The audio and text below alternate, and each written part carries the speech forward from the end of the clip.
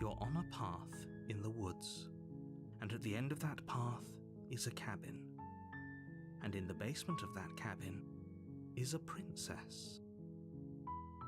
You're here to slay her. If you don't, it will be the end of the world.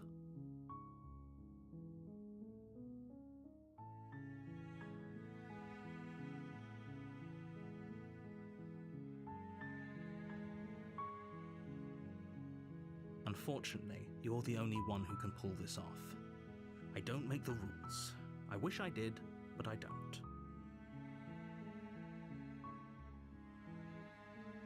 I'm talking about the end of everything as we know it. No more birds, no more trees, and perhaps most problematically of all, no more people. You have to put an end to her.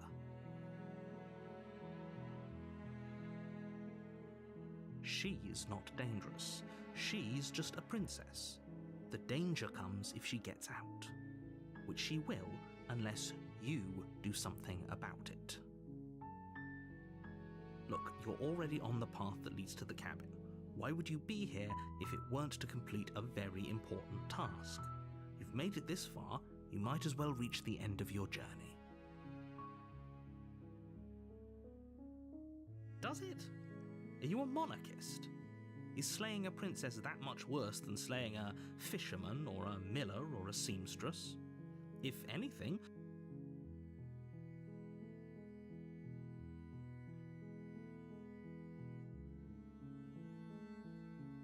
yes, but you'll have to slay her before you get it.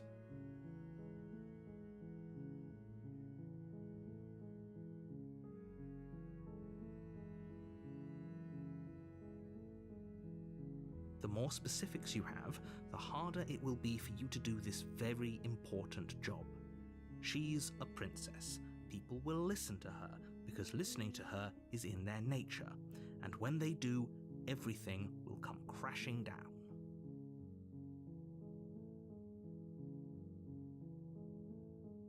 While I appreciate the mental exercise we are, nevertheless, let me assure you, the princess is locked up because she's dangerous. And before you decide to waste even more of our time by asking how I know that, let me suggest a more pragmatic lens through which to view this situation. Causality doesn't matter here, because the end result is the same no matter what led us up to this point.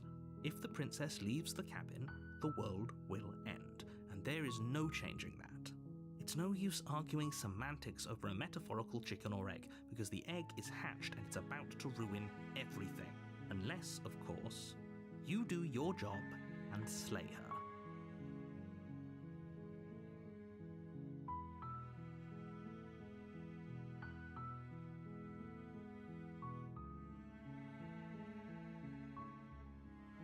Then I guess we'll just have to see what happens. But a word of warning. If you go in prepared to hear her out, she could easily trap you in her web of lies. And the more you listen to her honeyed words, the harder it'll be to pull yourself out. Then each and every one of us is doomed. So sure, go, talk to her. See how that turns out for all of us. You make your way up the short path to the cabin. You'll find the princess within. We're not going to go through with this, right? She's a princess. We're supposed to save princesses, not slay them. Ignore him. He doesn't know what he's talking about.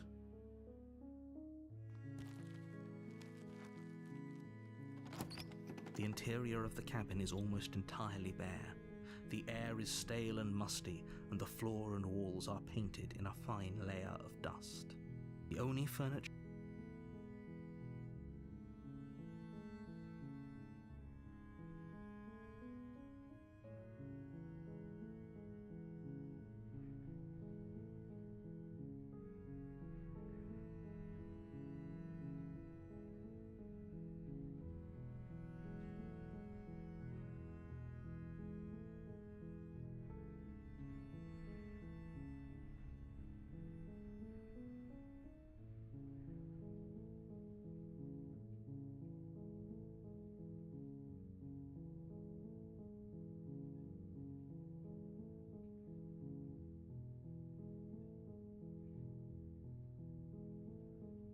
You take the blade from the table. It'd be rather difficult to slay the princess and save the world without it.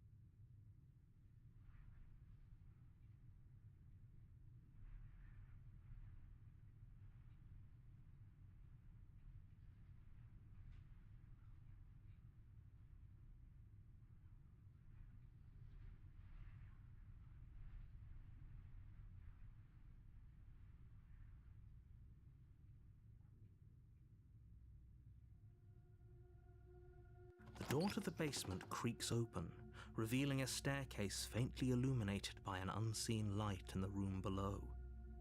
This is an oppressive place. The air feels heavy and damp, a hint of rot filtering from the ancient wood. If the princess really lives here, slaying her is probably doing her a favor.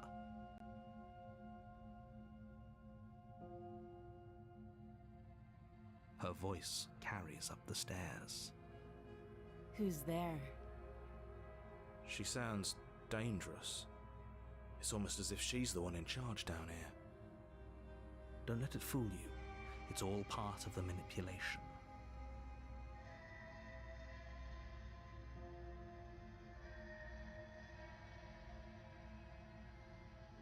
Good. You're still listening to reason. You walk down the stairs and lock eyes with the princess. There's a heavy chain around her wrist, binding her to the far wall of the basement. She's so coldly beautiful. Is she really a threat to the world? Focus on the task at hand. And there you are. Are you here to kill me or something?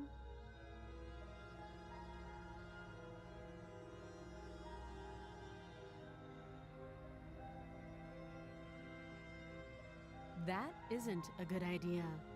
Just drop the knife, and maybe the two of us can talk things out. She's right, we shouldn't. We should just drop the blade. Don't you dare. It's fine. We can decide what we want to do after we talk to her. Maybe she really is a monster. But killing someone in cold blood isn't very becoming of us. You ignore the trembling in your hands and tighten your grip on the blade. You poor thing. Your hands are shaking. Are you scared of me? Because you should be.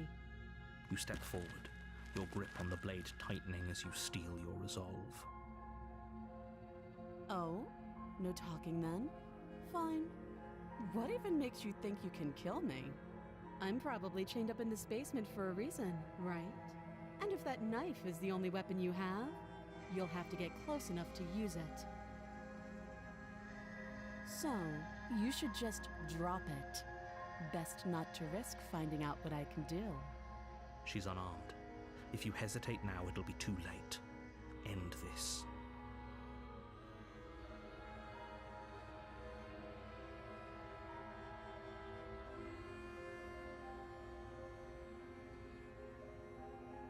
I'm positive. I'm not, but we'll keep our eyes peeled. If she has a weapon, she'll have to draw it before she can use it. hesitating. Why don't you drop the knife and the two of us can be civilized with each other?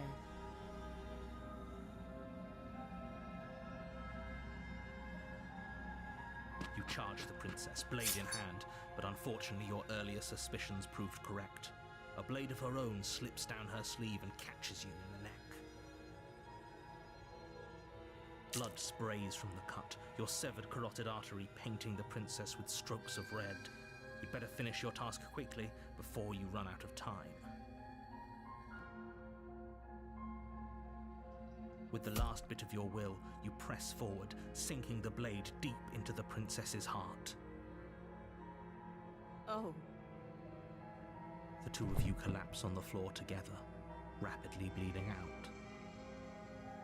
Somehow, I thought this would turn out a little differently. But I wonder, do you really think that this was enough to stop me? It's like she's convinced she can't die. But you don't have time to worry over such things. Everything goes dark, and you die.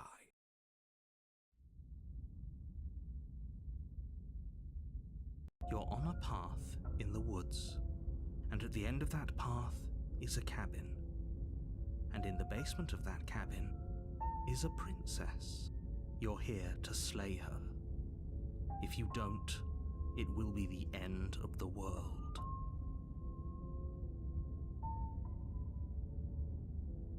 I can assure you that you're not dead. And to answer your second question, you're here to slay the princess. I literally told you that a second ago. If he doesn't remember what happened, then maybe it's best to keep it that way. This whole thing's a crock of shit. She's just going to pull a knife out of nowhere and stab us again. Stabbed to death? Well, you won't have to worry about that. The princess is unarmed. Yeah, that's exactly what you told us last time. When we asked you if you were sure she didn't have a weapon on her, you said you were positive she didn't. But it turns out she did, because when we charged her, she started stabbing us to death.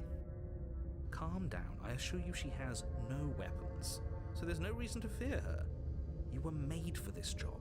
You'll do just fine.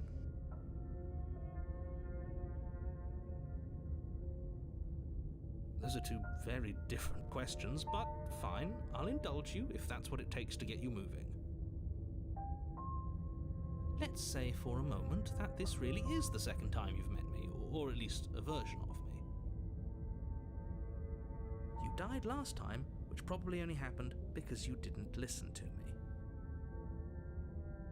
We did exactly what you said.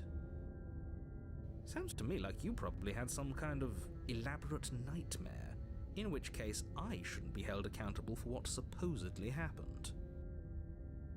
But congratulations, you've been given a chance to actually do this right. And I believe your other question was something along the lines of, oh, what's the point of doing anything? If you're asking that, it sounds to me like you're making the rather dangerous assumption that your actions last time around didn't have any consequences.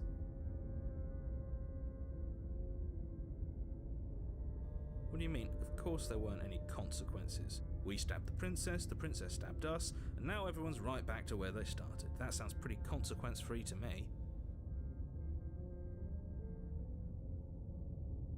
Yes, but in this purely hypothetical scenario, that begs the question of how you got back here. Did time simply rewind itself, or were you instead transported to a different world entirely? Had you failed to slay the princess, what would have happened to everyone in the place you left? Screw this. Who cares what happened to everyone else? She's not going to play fair, so we should do what we can to save ourselves and just get out of here. At least you know not to trust her, but you do realize that everything and everyone includes you, right? If you turn around and leave, you're dooming yourself as well as everyone else. She just caught us by surprise last time. She can't do that twice. So long as we're careful, we can win this. That's the spirit. Just keep that stiff upper lip, and you'll save the world in no time at all.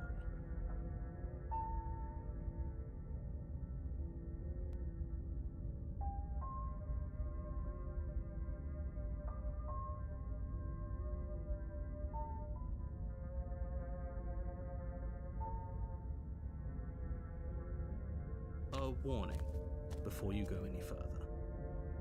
She will lie, she will cheat, and she will do everything in her power to stop you from slaying her.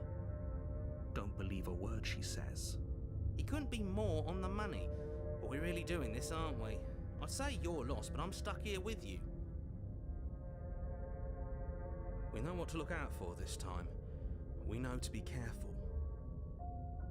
Just stay focused and you'll be fine.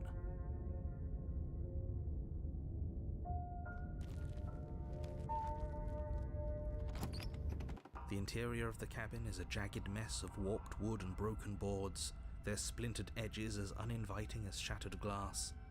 The only furniture of note is a pointed table with a pristine blade perched on its edge.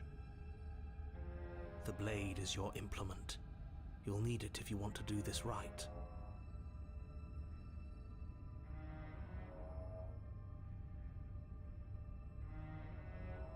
Very different. Maybe that's because you haven't actually been here. I hope this means you'll finally drop that ridiculous past life nonsense. You haven't died, and you certainly haven't been killed by the princess. So focus up. A lot's riding on this. You walk up to the wall next to the basement door. It's a wall. There isn't much to see here. What are you talking about? This isn't a wall. It's a mirror. Or at least it'll be a mirror once we wipe off that layer of grime. You reach forward and rub your hand against the cabin wall. I hope you know how ridiculous you look right now. But there was a mirror a second ago. Now it's gone. Yet another thing in here playing tricks on us. I hate this place. You take the blade from the table. It will be difficult to slay the princess and save the world without a weapon. It feels a bit better to have a weapon in our hands. Let's make her hurt for what she's done to us. The door to the basement creaks open, revealing what must once have been stairs. The fractured slats look as if they've been torn from their source and violently jammed into the wall. The air seeping up from below has an almost metallic quality to it, like the smell of fresh blood. And you can hear what sounds like the rhythmic scraping of metal coming from down below. If the princess lives here, slaying her would probably be doing her a favor. That's right, scraping. I told you she has something, I told you. That sound could be anything. It's probably just her chains dragging across the floor. I am begging you to get out of your head. Her grating voice carries up the stairs. I hope you've come to rescue me. I've been stuck down here forever. There is something so wrong with that voice. Yeah, she thinks she's better than us, like she doesn't even have to put on an act this time. As you descend the final step, the form of the princess comes into view, her sharp eyes following you from across the room. I wonder if she remembers us. Finally, somebody! Quick, get me out of these chains. We're not safe here. Come on now, we're not falling for that, are we? She's trying to trick us, but she can't hide that threatening edge to her voice. She just wants us to get close, to let our guard down. If she sounds threatening, it's because her mask is already slipping. She knows why you're here. You are armed, after all. What are you waiting for? You are here to rescue me, right?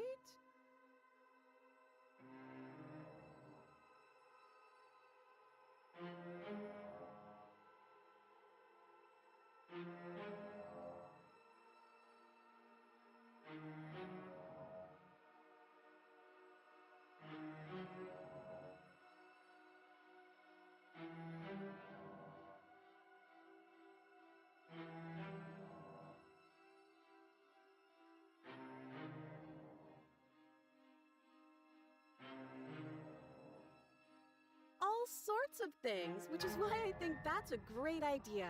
I would love to not be chained up down here. Being chained up is so boring, and I crave fresh and new activities to broaden my horizons. Please don't let her out of here.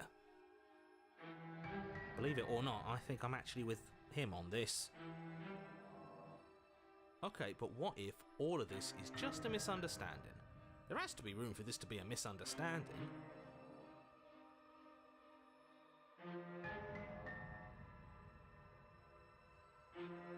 That's so rude of you, passing judgments on strangers you've never met just because they're different from you. How would you like it if I did that, huh? Silly little Birdface thinks he's so serious coming down here but doesn't know anything. Thinks he could tell me to get rid of all the knives I don't even have while he gets to wave one around right in front of me. I bet you didn't like that, did you? I bet you didn't like being judged for no reason. I have absolutely zero doubts that she is going to stab us if we get close to her. She certainly feels threatening. Just because she's acting like she's going to stab you doesn't mean she has the means to actually do it. But you know who is armed? You. So stop second-guessing yourself and do your job. But I'm nervous. All the more reason to jump into the deep end and deal with her right now before you waste any more time getting stuck in your head.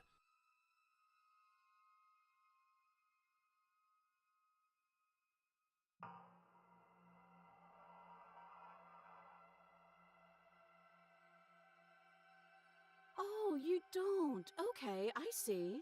I have an idea. You should come over here and stare directly at the chains. You won't be able to find a key if you don't know what it's supposed to look like, so you better come right within close staring distance just to be sure. How many more times does she have to vaguely threaten you before you finally decide you're ready to deal with her? We're clearly still figuring out our angle. We don't have the luxury of watching this from a distance. Oh, I'm sorry, do you think I'm in a position of luxury right now? You're acting like you are. My entire world is at risk. Then maybe you should behave with a little more humility. A bit of self-deprecation would go a long way. No, I have my dignity. Fine, and will continue to treat you exactly how you deserve to be treated.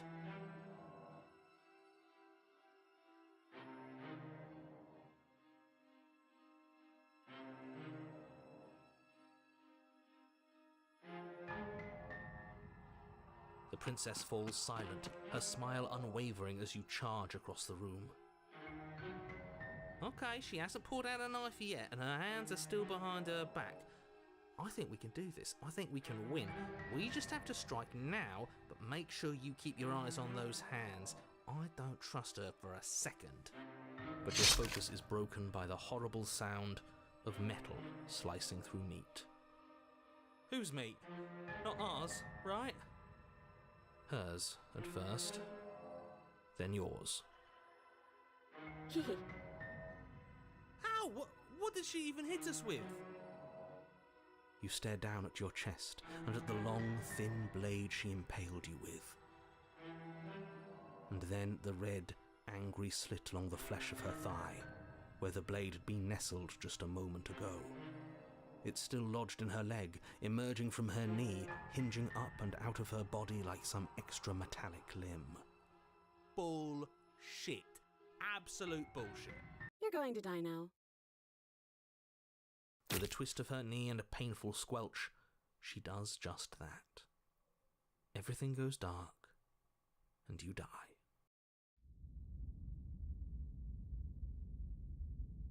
You're on a path in the woods. No, fuck that. If we're gonna have to keep doing this over and over and over again, we're not starting in that goddamn woods every time.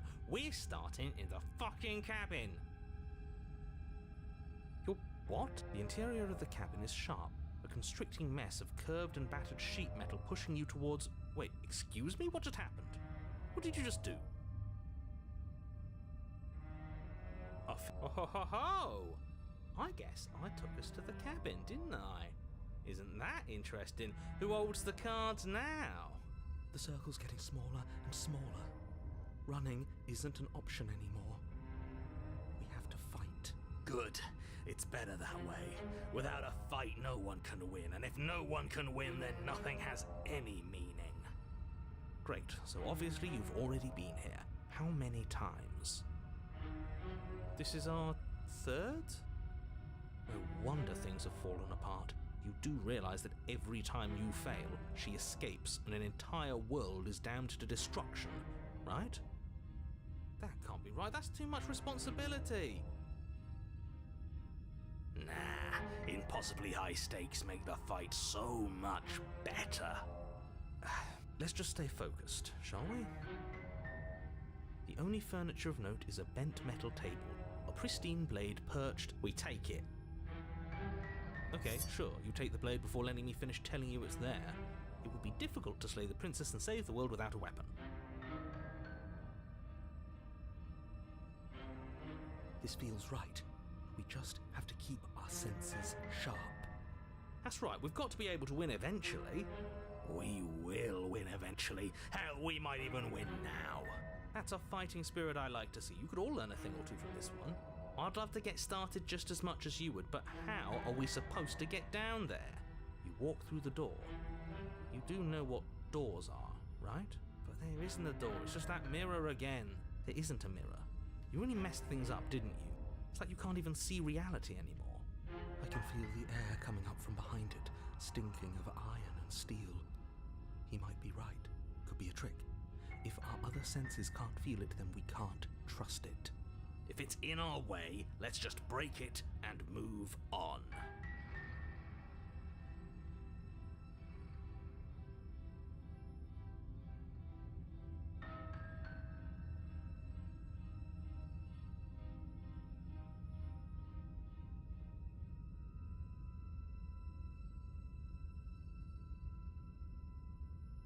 You make your way to the door at the end of the room, stopping just in front of it.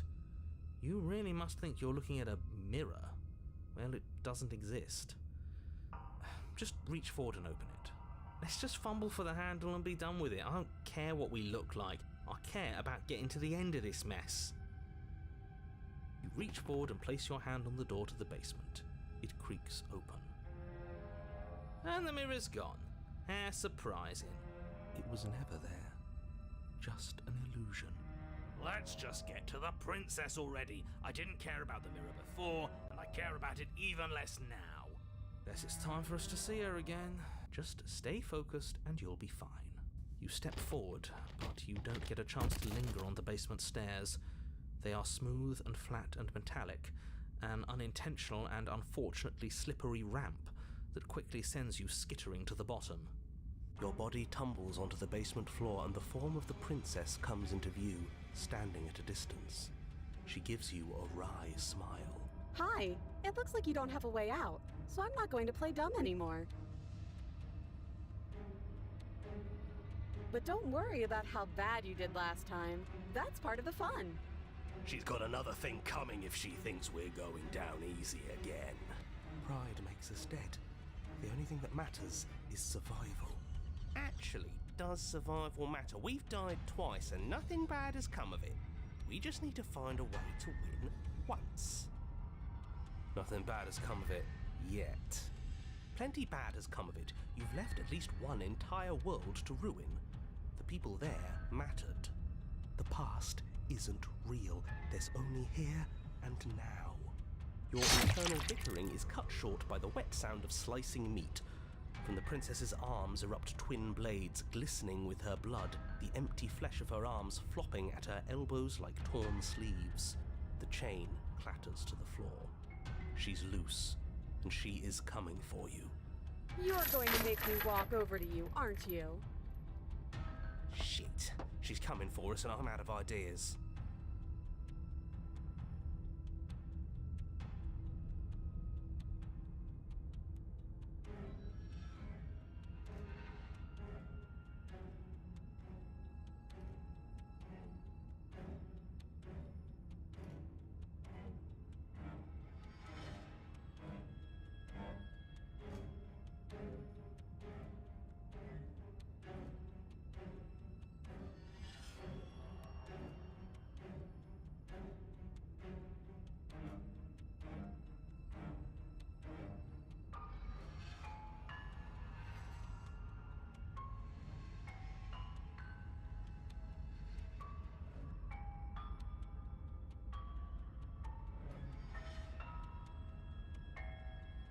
Yeah, that's right, we just have to think. There's probably an answer if we think. Just standing there, huh? A bold strategy. You don't have time to finish your thought. In a moment, she's across the room, blades flashing in the dim starlight. She skewers you. Ow. What a surprise. Yeah, we don't even get a second to think without her stabbing us. Oh, a new one of us. I thought that only happens when we die. Did we die? You're on a... No, you're in a... Where the hell are you? I don't like that we died without us knowing it. This really, really blurs some lines that I prefer not to be blurred. Are we still dead? Are we alive again? How are we even supposed to know the difference? Stop saying dead, all of you. We might have died a second ago, but right now we're extremely not dead. This is all horribly wrong. How many times have you been here? This is 4. No wonder everything's such a mess. This wasn't supposed to go past 1. I wonder what you're going to do next. You're so full of ideas, and I love that. But I guess we don't have time to talk about things before the princess advances. Okay, whatever we do gets us another us. Let's see how many we can stack. There's got to be a point where it makes us better than her. We don't need any other voices chattering about in here. It'll just confuse us. All we need is to keep fighting. Yeah, I'll pass on that. As long as we keep moving. Come on, show me something new. Okay, plan now.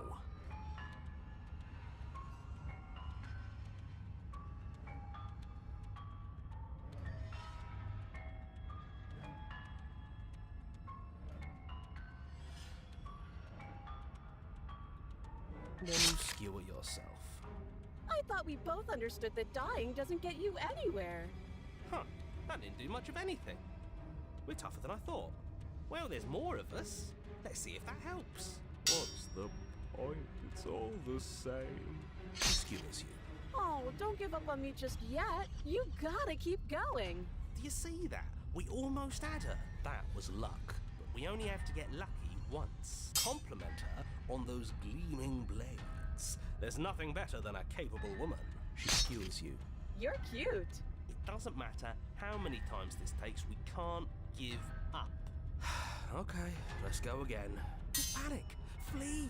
She skewers you. No, you don't get to escape. That's not how this works. See? We're getting better. Okay, yeah. That was a good one. She's going to kill this body either way. So stop feeling what it feels. She skewers you. Ooh, not bad. Real tough. We're getting close to something, can't you feel it? You're right. One last time, that's all we need. Let's appeal to her better nature. We haven't tried that. I'm sure she'll listen to reason. She skewers you. And then everything goes dark, and you die. Your Honor, don't lose your head. We're in a cabin, and we'll take it from here. Everything feels like it finally fits, doesn't it? We're up here, which is different, and different is good. And our steel claw is already in our hand.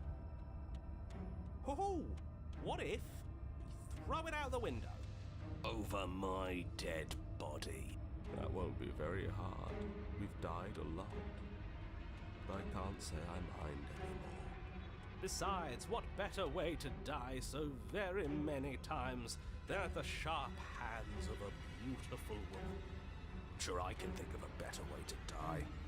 Yeah, they're all the same, really. How about we stop thinking about horrible ways to die? I don't want us to accidentally manifest anything.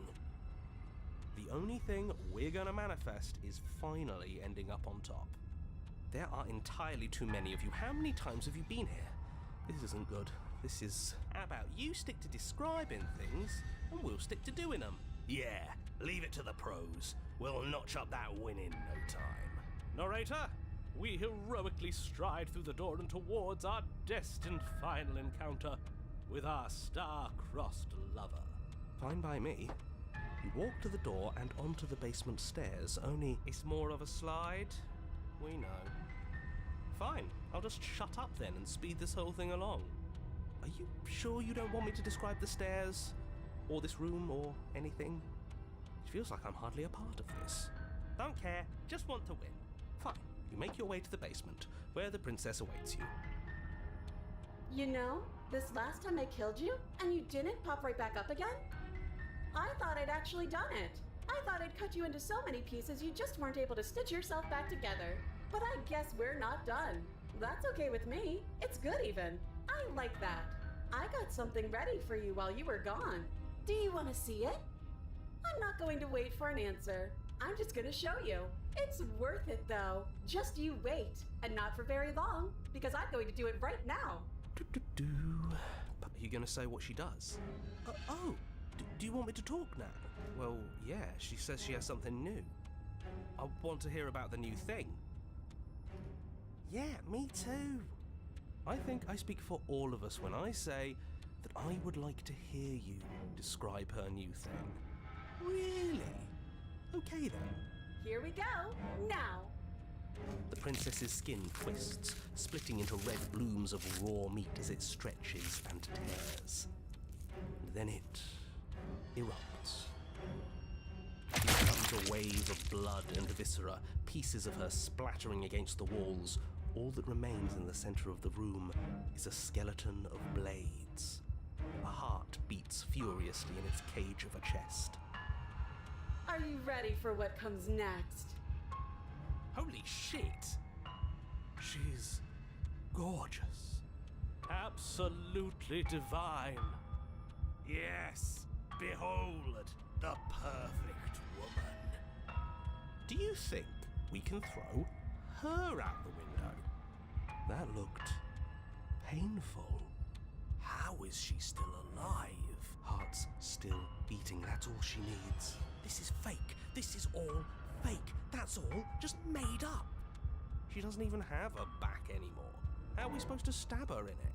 This is all just a sick joke. I hate existing. We're screwed. I quit. I'm done. Forget it. Narrator?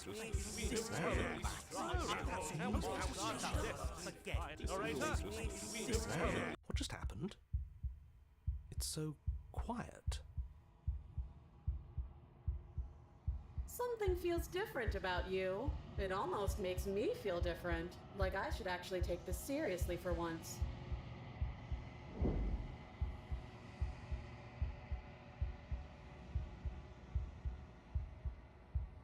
You're incredible.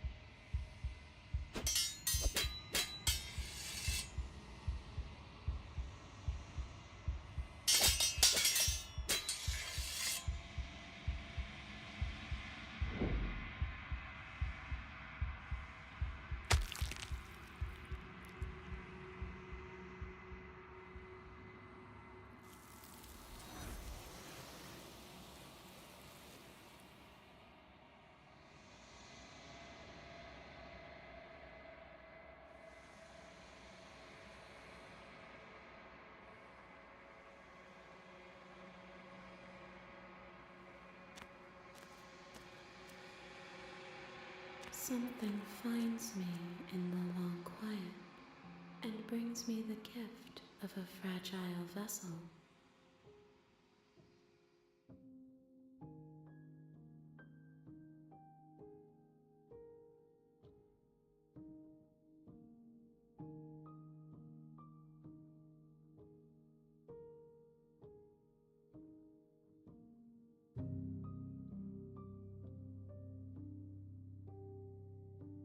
How can the world have ended if we are talking? I am solitary lights in an empty city. What are you?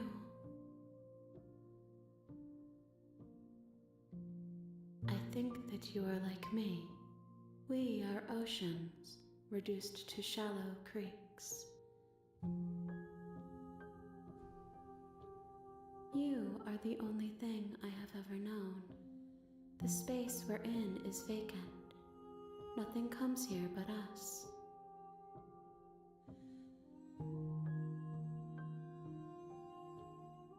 I have only just now stirred to consciousness. I could not have trapped you here, and I too yearn to be free. Yes, nerves and fibers to feel the worlds beyond, perspectives to make my own. This one is a single-minded edge.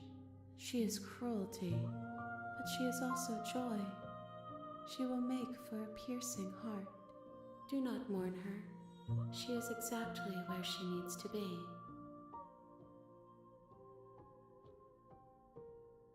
She is part of me, and part of me is her.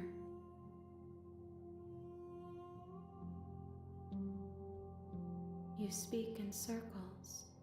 Does it matter where one thing begins and another ends? I'm sorry. There are some changes that can never be undone. There are some tears that can never be unshed. This is not a place that can hold a fragment of a concept. The moment she arrived here, she was going to return to me. I promise.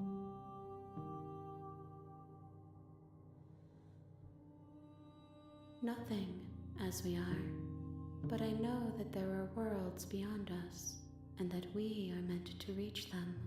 There is no exit, but this vessel is a creature of perception. She can make you forget, if only you believe her to be able to. Bring me more perspectives, so that I may be whole, and perhaps then we will know our freedom.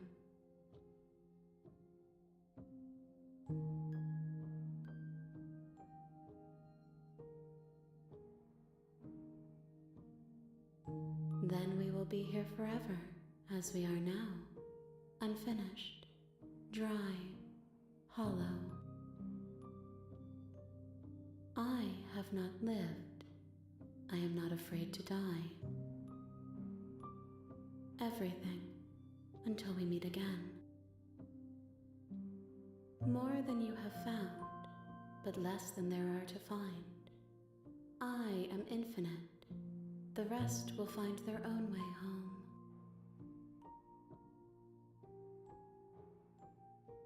You ask of things that cannot be done. To destroy is merely to reshape, to remold.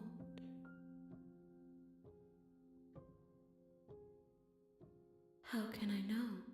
I am flickers in something sprawling and unilluminated.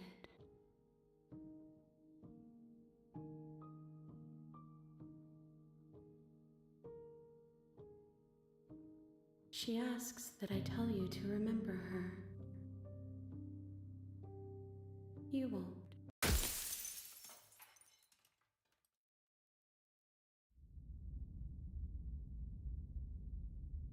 You're on a path in the woods, and at the end of you're here to slay her.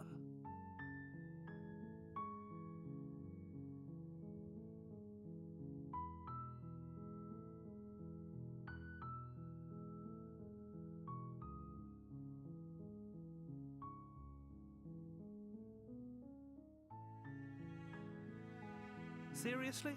You're just going to turn around and leave? Do you even know where you're going?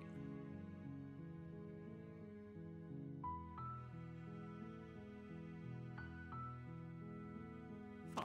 I suppose you just quietly continue down the path away from the cabin. Good. What we're being asked to do here is wrong. Better to wash our hands of this whole situation than to take part in it. Ignore that annoying little voice. He doesn't know what he's talking about. That's strange. It looks like this path also leads to the cabin. How convenient. Everything's back on track again. Maybe the world can still be saved after all. You're really keen on wasting everyone's time, aren't you? It's remarkably selfish, if you ask me. I've already outlined the stakes of the situation. If you don't do your job, everyone dies. Like, dies. Forever.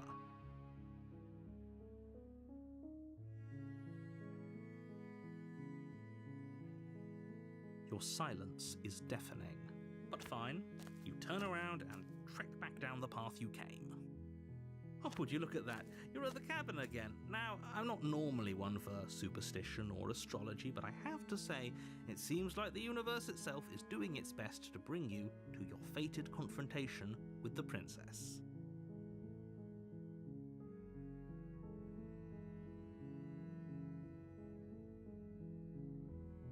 There's always a choice. Let me tell you right now that you're making the wrong one for pretty much everyone who's ever lived, as well as for everyone who ever will. And here we go. As you trudge into the woods, something strange starts to happen. At first, it's little flickers out of the corner of your eyes. Glimpses of familiar wooden structures through the leaves. But as you focus on your surroundings, you start to realize that those flickers weren't just a trick of light. In every direction, there is a path and a cabin. And not just a cabin, the cabin. An infinite fractal of paths and cabins desperately trying to draw you back to where you need to be. Wait, what's going on? But you're too stubborn for that, aren't you? It doesn't matter how many paths or cabins appear around you, you're just going to do whatever you can to shirk your responsibility because you care more about irritating me than you do about the fate of the world. You've doomed us all, you know that, right? But of course you do. Otherwise you wouldn't just wander off into the forest in search of certain death. You lose track of just how long you spend aimlessly tromping through the wilderness. But it's not like any of that time spent lost in the woods really matters, because it isn't long before the world ends and everyone dies. You're on a path in the woods, and at the end of that path is a cabin. You're here to slay her.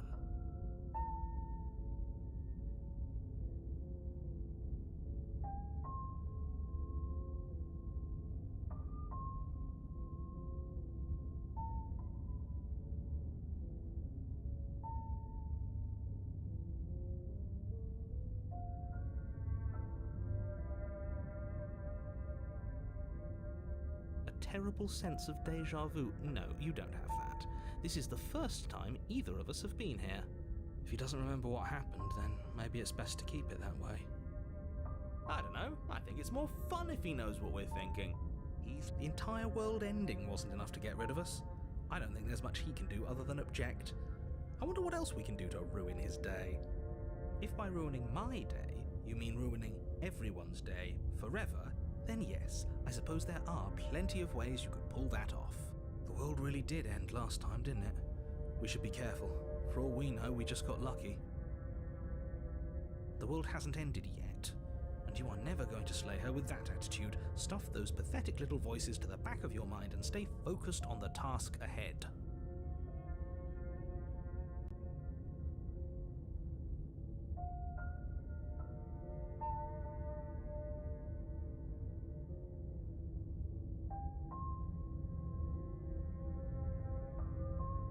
A warning before you go any further. She will lie, she will If we're stuck going in there, maybe we should believe her. Maybe ignore him. He's just being The cabin interior is wrong. A confusing patchwork of many cabin interiors, all projected across what's almost the same space. But it's all shifted. An inch here, a foot there, such that the seams are never quite visible enough for the place to make any sense.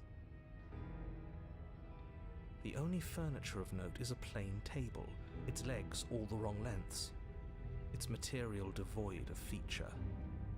Perched, the blade is your implement. You'll need it if you want to do this right. If he wants us to take it, maybe we should just leave it to collect dust, or better yet, grab it and throw it out the window. What good is a knife against a world-ending monstrosity anyway? No, we're taking the knife. Have you seen this place? We have literally no idea what to expect and no idea what we're dealing with. I've already told you what you're dealing with. You're dealing with a princess. How many times do I have to explain this incredibly simple and straightforward premise? You can't just say that. Not when everything here is so wrong. Listen to me. My job is to describe facts as facts and to guide you through your job, which is to slay the princess and through that action, save the entire world. And if you're going to slay her, you cannot let fear creep into your heart. You cannot lose yourself before you even get to her. Oh, ho, ho, ho. You've piqued my interest. What's going to happen if we lose ourselves? Nothing, because you're going to pull yourself together. Just ignore the stressful geometry and stay calm. How? Even if we closed our eyes, you're constantly describing it to us. I'm not going to stop doing my job, so you're just going to have to get better at yours. And quickly, if you don't mind. Yes, take a deep breath. I'm all for getting under his skin, but we'll miss out on loads of fun if we shrivel up into a ball and go insane the first time we see something weird. What you're seeing here is obviously real. Just accept it and go with the flow. It really isn't hard. Okay, I'm fine. Good. Now, whenever you're ready, we're all waiting for you to complete a very important task.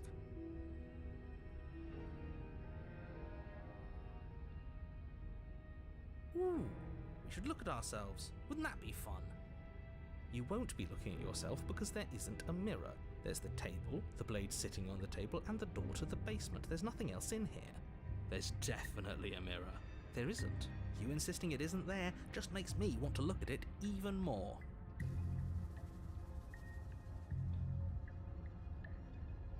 But it does matter. Don't you care if we're being lied to? If he's willing to lie about something as innocuous as a mirror, what else is he hiding from us? I'm not lying to you. Use your eyes. There is no mirror. Why would I lie about something so meaningless? What good would a mirror even do? Let you waste time preening yourself instead of doing what needs to be done. But there was a mirror a second ago, and now it's gone. You know that taking the mirror away from us isn't going to change things, right? We'll find it again, and then we'll see whatever it is that you don't want us to see. The door to the basement creaks open, revealing a web of branching staircases all built from unidentifiable materials. Nothing here seems to belong, and the closer you examine your surroundings, the more confused you get, your head throbbing with the effort of making sense of this place. None of the stairs even seem to go anywhere, let alone down. The air here has a sickening, almost sludge-like miasma to it, the kind of indiscernible quality that comes from the blending together of every scent there is at once. An odour that is simultaneously everything and yet the sum of it all coalescing into a thick, nauseating nothing. If the princess lives here, slaying her is probably doing her a favour. Her voice, a disquieting collage of tone and personality, drags up the stairs. Hello? Hi. What are you doing here? Are you here to kill? No, thank you. Oh, don't be such a baby. I don't want to do this. Let's just turn around and leave. This feels wrong. This feels like a trap. Like whatever we do, we're gonna die. We don't even have a weapon. But we already tried turning around and leaving, didn't we? And he threw up a wall. No way to go but forward. And whatever choice we make, whatever she is, we know one thing for sure. And what's that? That the fate of the world hinges on your success? There'll still be plenty of ways to ruin his day.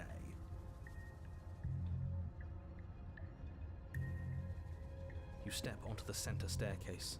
Paths wind out around you in all directions, each step branching into its own staircases, which branch into their own staircases, and so on. You aren't quite sure if yours is taking you up or down, but at the very least, it's taking you somewhere. You concentrate on where you are, careful not to stray onto any of the many splitting branches that tempt you on all sides. You wouldn't want to have to backtrack to yours once you'd made a decision that took you someplace else. And so you take one careful, focused step after another. One foot down, another foot down, another after that.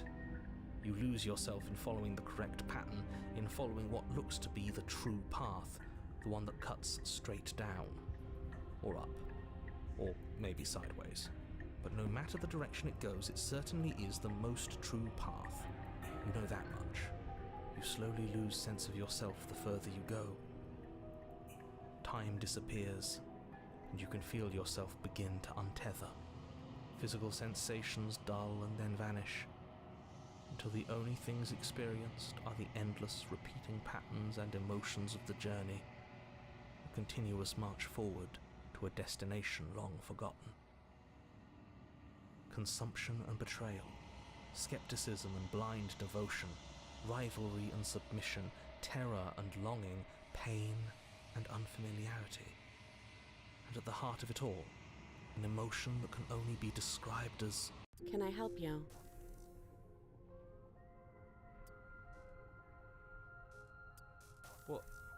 What the hell was that? What happened to us? I feel so strange. Like I'm fundamentally different, but also still the same person I was at the top of the stairs. Oh well, that was a trip, but now it's over. Time to get back to our old devilish ways.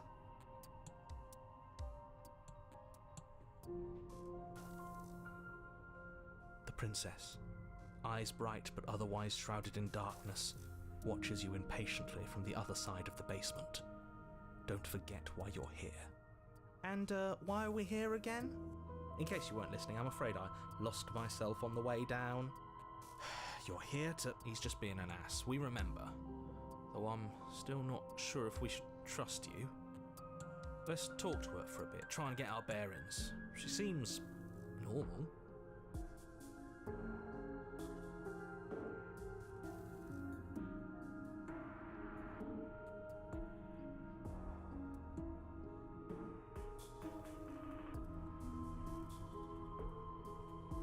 I don't remember what it was like before I was in this place. Why would I know what happened to you? We're probably stuck down here forever, aren't we? There's no way out, and barely a way in. As the princess speaks again, it's almost as if she fractures. And where there was once just one of her, there is now another. We can do that? I don't like this. It's those cabins all over again. Can we put her back? You said you'd been here before, right? What exactly happened last time? Does it matter? Yes, it matters. But I'm not going to waste any more time prying out details if you're going to be so irritating about it. It seems to me like you saw something you weren't supposed to have seen. If only you'd listened to whatever words of wisdom you were given in that other reality. But what's done is done, isn't it? Whatever you saw last time, unsee it. Whatever thoughts weaseled their way into your head, unthink them. If it's not already too late. You have a job to do here, and you need to do it now. Oh, new plan! Let's see if we can make even more of her. There must be something wrong with you. I'm the same as I was a moment ago. I don't feel like I've gotten any bigger. And what's that supposed to mean? Are you trying to get under my skin? She fractures again. I don't like where this is going. Neither do I. Which is why you need to slay her now before things get more complicated than they already are. How would we even do that? Where would we start? Could always start by retrieving the blade. Can we even leave this place? I don't like thinking about what might happen to us if we have to go back through those stairs. Well, that's where the blade is. If you want it, you'll have to go and get it. I don't think we're going to be able to put her back.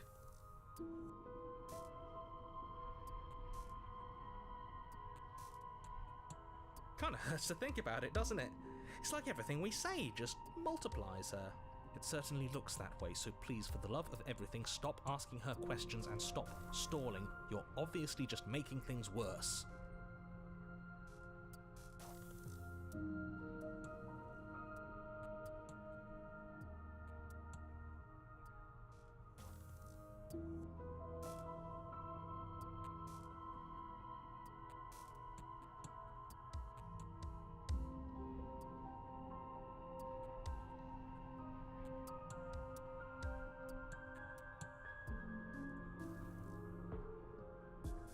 Is this a quiz?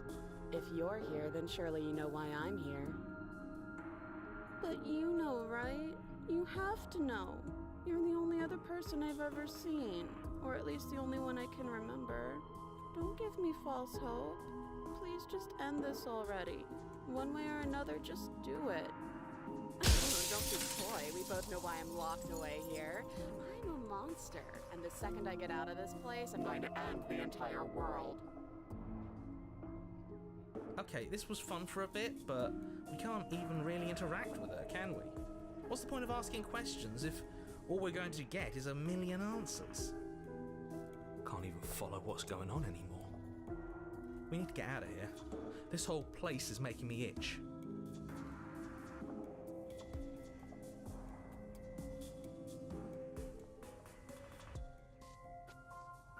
I don't think I can answer that question in a way you'd find meaningful. I just want to live my life. I'm not going to dance for you. Besides, you already know what I'm going to do. If you want to put an end to me, then put an end to me. Not a single real answer. At least aside from Miss Blood and Destruction. It's infuriating, isn't it? Whose buttons are there for us to press? Whose skin is there for us to get under? Not exactly how I'd put it, but I don't disagree. There must be something we can do. Asking questions just seems to make things worse. This is reaching its breaking point. If you don't act now, there will be nothing in here but her. Take a deep breath and focus up. You can do this. But how do we decide what to do? Can there even be a right choice when all of them are so different? Stop overthinking it. Your drifting thoughts have clearly been part of the reason this situation has gotten out of hand. If you're trying to do the right thing, there's only ever been the one option, and that option is slaying her. Just do something. Do anything. Do all of it, if that's what you want. This place is hell, and it's only getting worse. Wait, that's not right. Go on. You take a step forward. Your foot lands, but it lands different. You experience a firm footfall, a gentle tread, a confident stride. You can feel yourself rupture. The room spins, your perception multiplying in a sickening kaleidoscope as your very self is pulled in incomprehensibly many directions. You find the blade suddenly in your hands. All at once you use it to strike at her bindings as you remain upstairs and slay her and leave her to languish alone. Is this what the end of the world looks like? What an unbearable mess. But this... we can't... Do you not have anything witty to say? I could use a good bit of wit right now. No, I don't, because this isn't fun. How are we supposed to have fun if everything is happening at the same time? It's the same as nothing happening, and nothing is excruciating. Luckily for all of us, nothing and everything doesn't go on forever. The world and the princess collapse in on themselves before it all falls apart. I think he's gone. We were never going to salvage this, were we? What happened to us? What are we? There are parts of us that are dead, and others, they just don't fit. We can feel them moving around in spaces they don't belong. It's all so uncomfortable. Did you do this? Did we do this? Can you pull us back apart? Can you fix us? We should help her. I think we did this. How surprisingly sincere. I didn't actually think our actions had consequences. It's a little late for regret, isn't it? Please.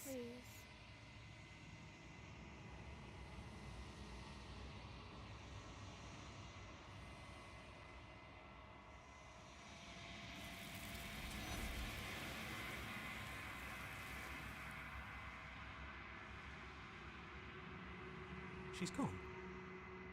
Where did she go? Should we try and find her? And there's that mirror again. Why is it here? Why now?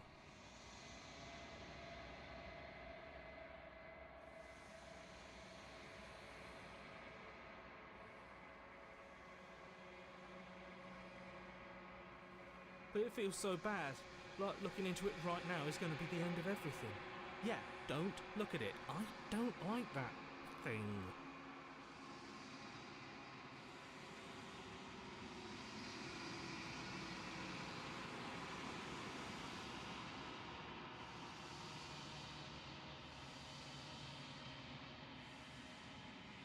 Okay. If you say so, we'll trust you. You're not messing with us, right?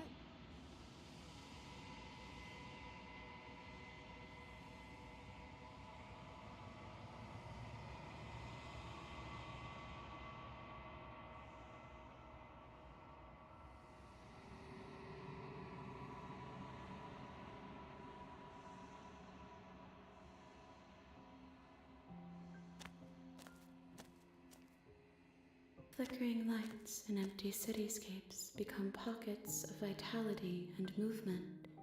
I am more than I was before. Whenever you are ready, I will wipe your slate clean once again.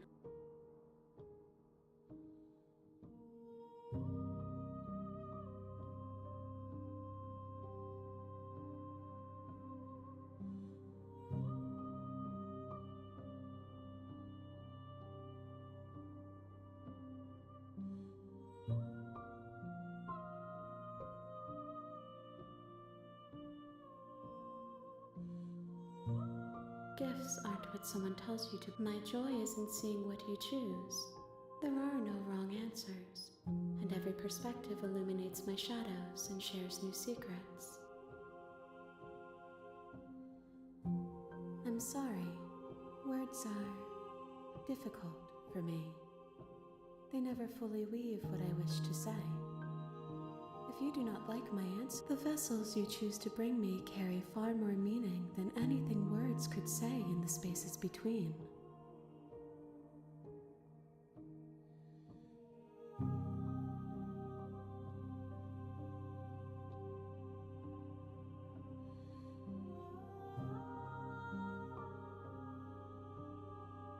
With every gift you bring me, I excavate the alleys of what I am meant to be. And every exploration yields new and complicated truths. What I will be is different than what I am, and what I am is different from what I was. I cannot tell you what desires I will hold when I have changed. But in this moment, all I want is to know myself and to know you.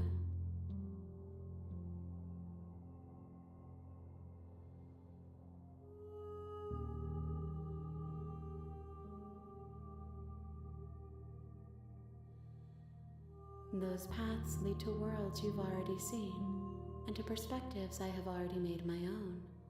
They are useless to us now, inaccessible. The only paths of value are those that are yet untread.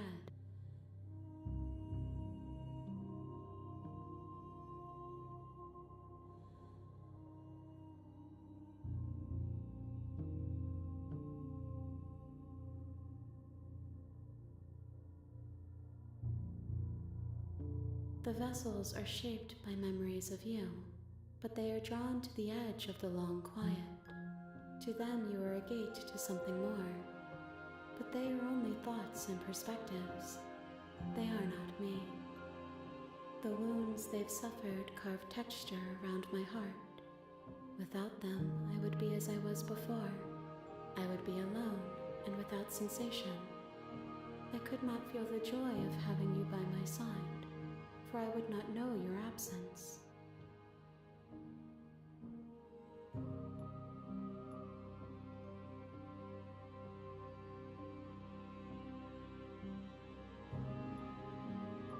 If I am to be an ocean, you have nurtured me into a pond.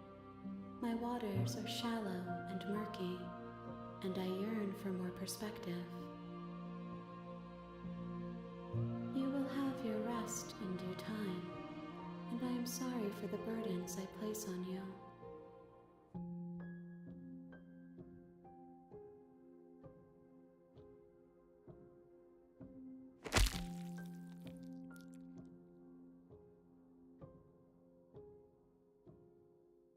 There's nowhere for you to be but here.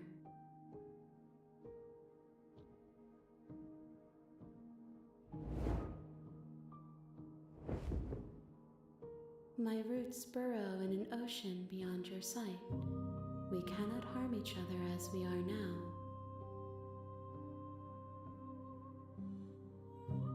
I will long for your return, but it will give me time to reflect on what I am.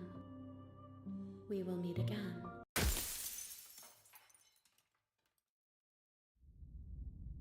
You're on a path. You're here to...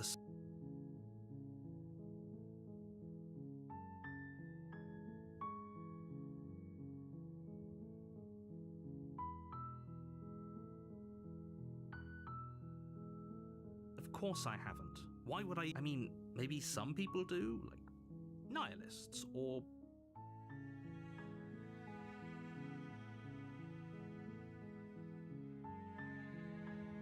That's the spirit. You make your way up the short path to the cabin. We're not going to go through with this, right? Ignore him. The interior of the cabin is almost entirely bare. The air is stale and musty, and the floor and the blade is your implement. Her voice softly carries up the stairs. Hello? It's hypnotizing. It's the kind of voice you only have to hear once to remember it for the rest of your life. Don't let it fool you.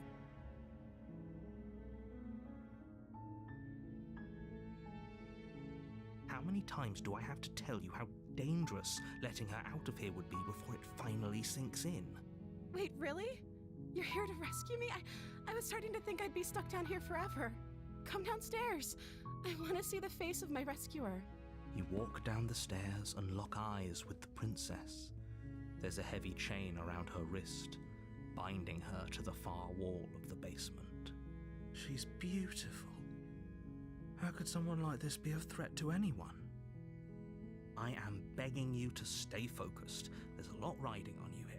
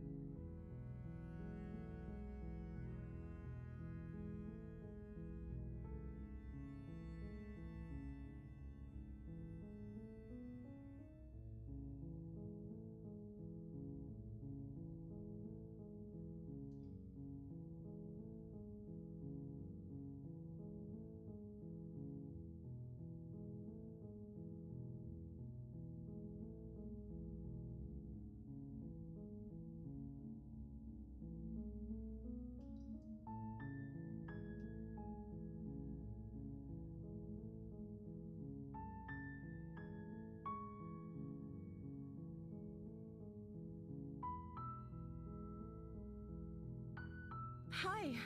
I can't believe you're here. I've been waiting for something like this to happen forever. I hope you brought something to deal with these chains. Don't do it. If she gets out of those chains, we're all one step closer to the end.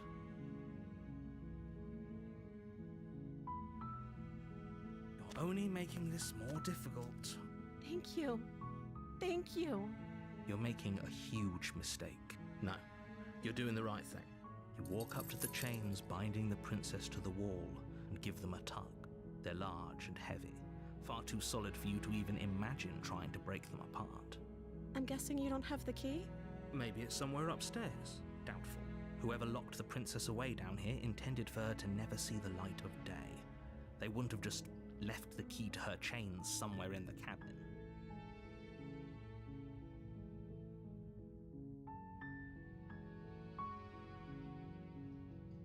Okay. I'll be here. Good luck. You attempt to make your way out of the basement, but the door at the top of the stairs slams shut. You hear the click of a lock sliding into place. Is someone else here?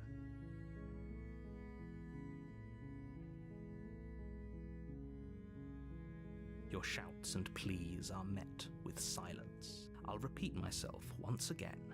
You're here to slay the princess, and you won't leave until the task is done.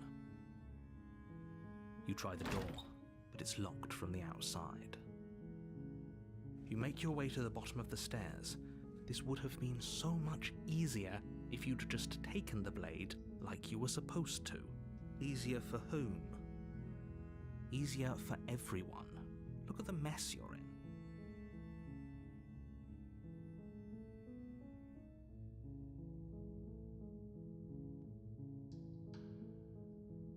I heard the door slam. They locked you down here too, didn't they? There's a slight panic rising in the princess's voice. If I could just get out of these chains, I know we could force our way out of here together. She barely hesitates before raising her arm to her mouth, her teeth tearing through her limb with the determination of a trapped wolf.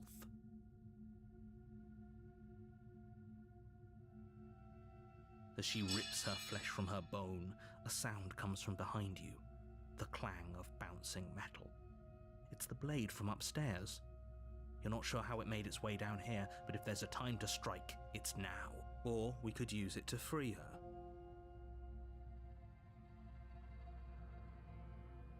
You won't like what happens if you do that.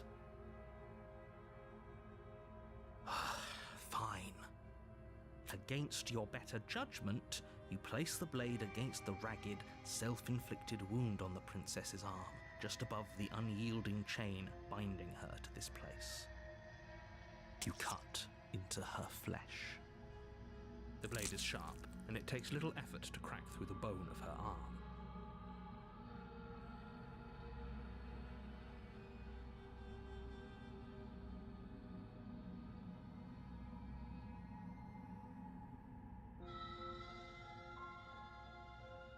Her limb falls to the ground, and the heavy chains follow suit.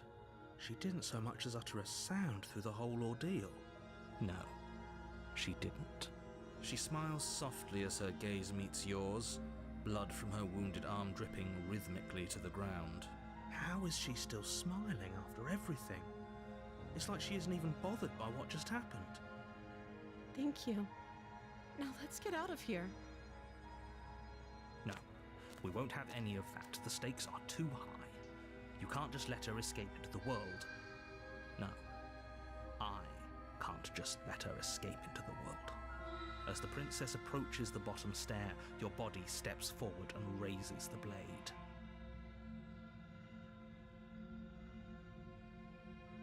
Wait, this isn't fair. You can't just do that. Watch me. What are you doing?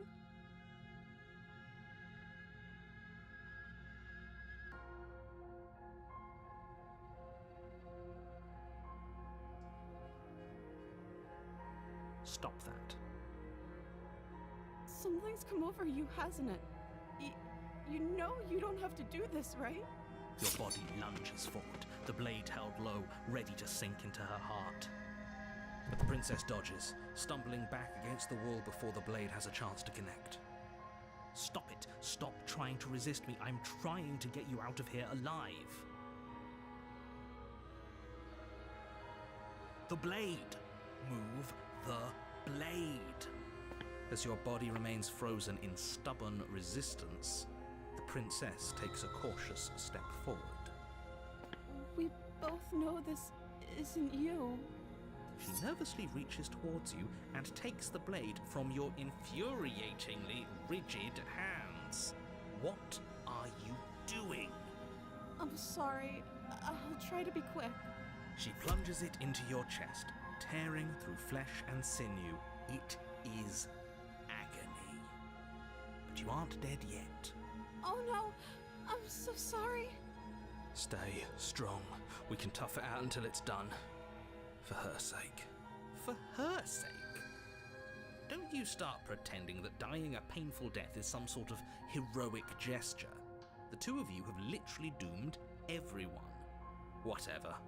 She sinks the blade into your chest again and again and again, and you feel every inch of burning pain that slices its way into your body. I'm sorry.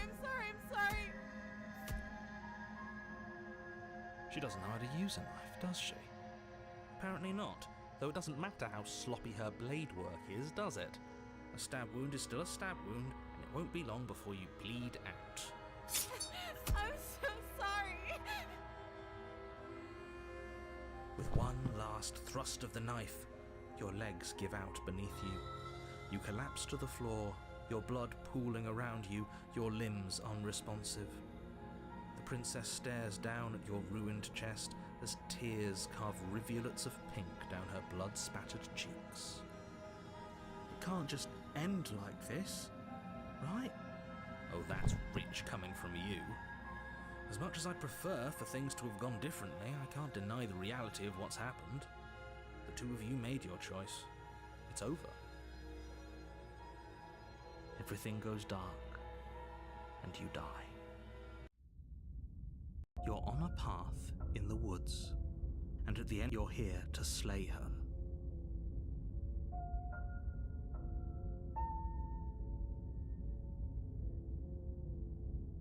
My tricks? What on earth are you talking about? We just met for the first time. If he doesn't remember what happened, then maybe... Yes, he didn't approve of us last time, did he? If we're going to save our beloved, we'll have to be sneaky about it. Our beloved? Yes, you'll have to be very sneaky about your intentions if you're going to try and save the princess. Ah, so all of the cards are on the table. Then you should know that we and the princess are in love, and the four of us will be foiling any and all assassination attempts you've got in the works. We'll see about that. Whatever you do, just be sure to ignore him specifically. It sounds like he's the sort who'd sacrifice the whole world for a peck on the cheek. What can I say? A world without love is a world that isn't worth saving.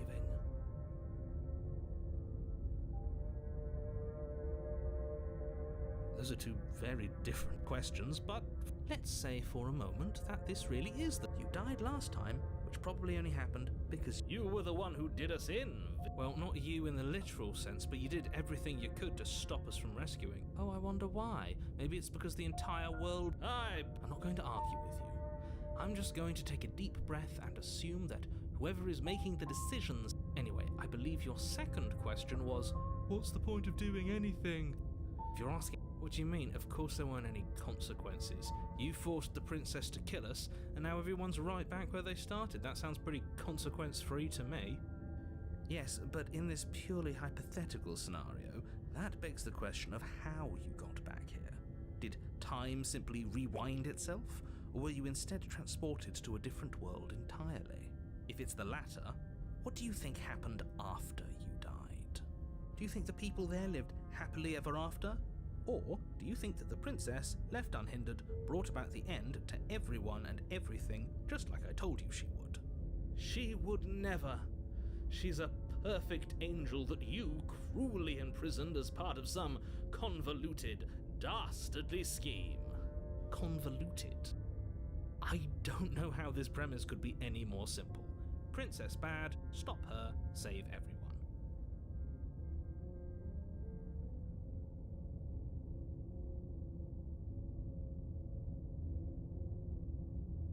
That's right, you can't stop all... We're going to sweep her off her feet. Are these really the sorts of people you'd like to align yourself with?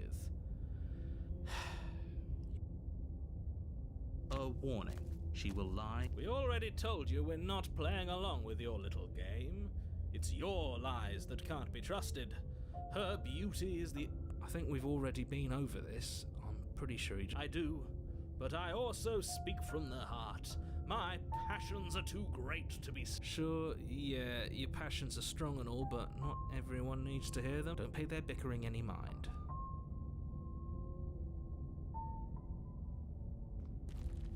The interior of the cabin is clean and elegant, its stone walls draped in fine-threaded tapestries. A prison. The blade is your implement. You'll need...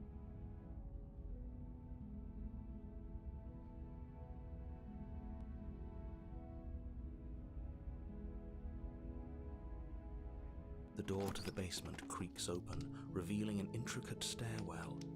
Gold-trimmed carpet glimmers in the light of the torches positioned along the walls. The basement almost seems welcoming in the dim firelight, but it's still a stone basement. If the princess lives here, slaying her, a soft voice can... Hello?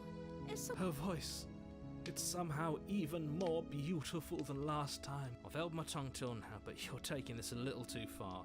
We barely even know the princess. Yes, for everyone's sake, you're not in love. You walk down the stairs and lock eyes with the princess. There's a heavy chain around her wrist, binding her to... My love! We're here to rescue you from your unjust and foul imprisonment. You know she can't hear you, right? She may not be able to hear my words, but surely she can hear my spirit. Oh, your spirit's plenty loud, all right. It's you, my dashing hero. I was so worried you wouldn't come back. Did you hear that? She said we're dashing. And she called us a hero. Flattery really goes a long way with the two of you, doesn't it? Waiting for you to come back. I didn't want to believe your ravings back in the woods, but this is next to incontrovertible evidence. You've been here before. That's right, villain, and you killed us. Well, she killed us. Only because he made us try and kill her. It was self-defense. our beloved's hands remain unstained by cruelty. And you've died before, so an entire world has been damned to oblivion. I'd really hoped I'd be the first, but what's done is done. What matters is you have a chance to do it right this time. Now, hold on. If she actually ended a world, are you sure we want to do this?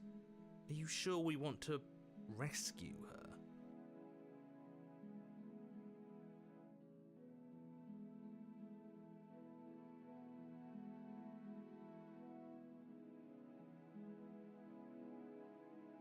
You died, and now we're talking.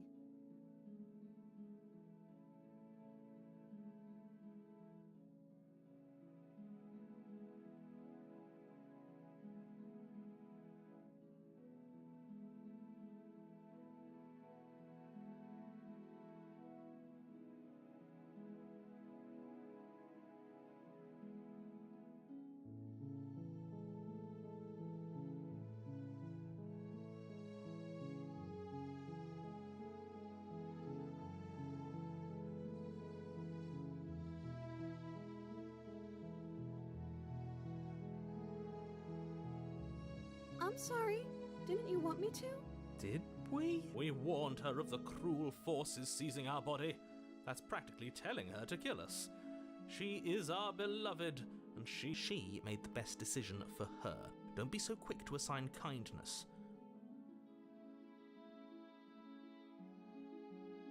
Rescue her? What are you talking about? Did you forget that she's a world-ending monstrosity? And even if you wanted to unleash her onto the world, despite the complete moral Don't you see how dainty her hands are? We'll be able to... No, she's a prisoner here. You can't just slip her hand through the chains. If her hand could just slip out of the chains, why hasn't she done it already? Because we've yet to present her with her freedom. I'm not sure I follow. Would you rather believe me, a passionate heart guided by love and my own good nature? Or would you rather believe the devil on your shoulder who tells you what you can and cannot do? I think I'd rather believe in facts. Ah, so you're one of those empiricists. One of us has to be. Then let me show you a brand new truth. Narrator, we courageously step forward and free our beloved from her bindings. No. I can't let you do that. If you take another step towards the princess, You'll what? Take over our body and force us to try and kill her? I would if you had a weapon. Not on my watch, villain. My passions contain titanic depths, and if you try anything that might harm our dearest, I will end our life without a second thought. You wouldn't. I would. I'd listen to him if I were you. He has a lot of strong feelings. And doesn't the world end if we don't stop her?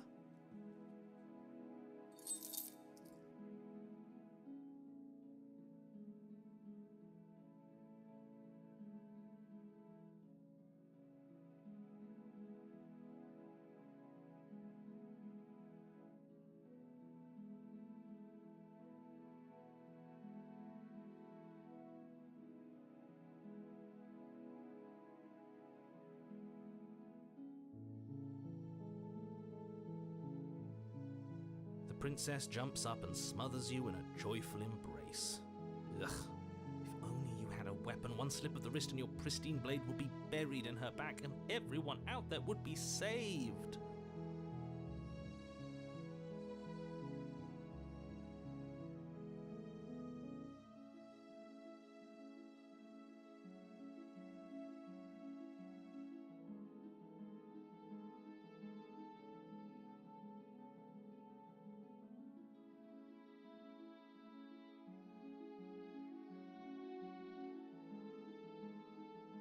Luckily for Mr. Romance, we don't have a weapon. Who needs a weapon when we have the power of love on our side? What do we do now?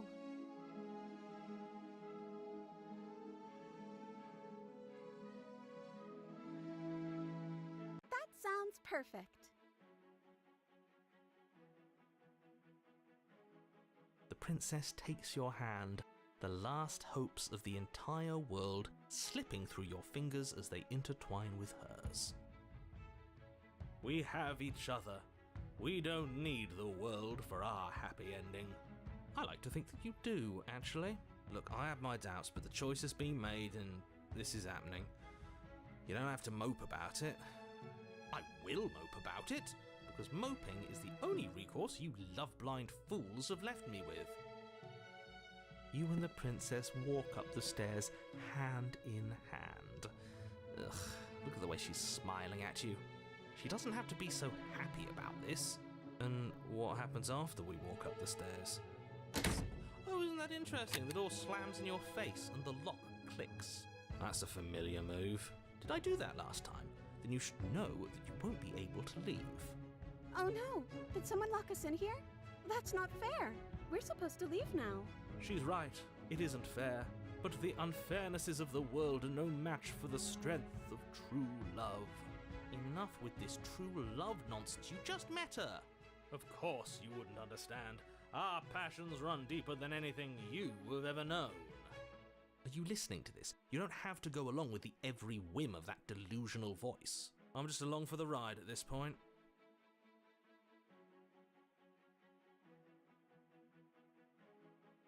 Okay, yeah, let's do it. Like a pair of teenagers in love, you and the princess place your hands on the door together. Blech.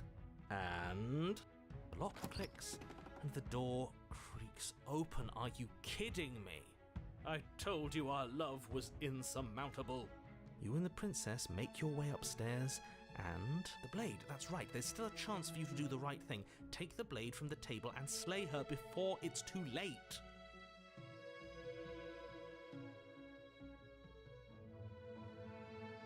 You're enjoying this, aren't you?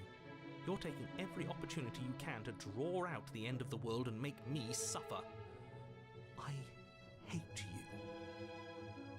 You know, if her walking out that door is really going to end the world, can't we all just stay here? Seems like an easy win for everyone. That's not how this works. Yes, what he said. That's not how this works. Obviously, we have to leave with her. It's our happy ending.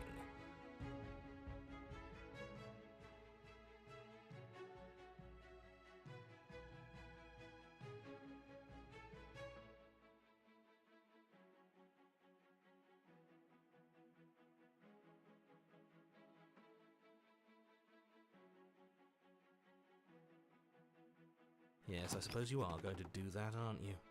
You cross the room, opening the door to the cabin, and then you step outside. Our happy ending at last. We did it! What should we do now?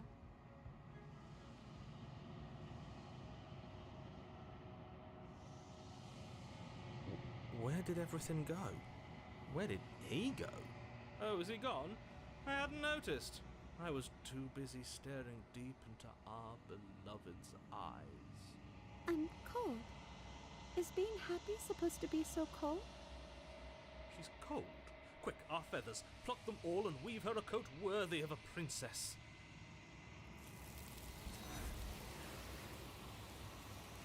She's gone. Where did she go? Should we try and find her? And is that a mirror? Why is it here? Why now?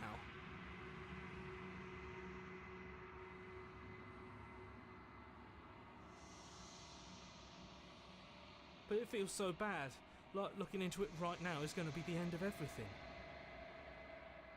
Yes, I fear that we won't like what we'll see. What if we just sit here and preen for a while? That can't hurt, right?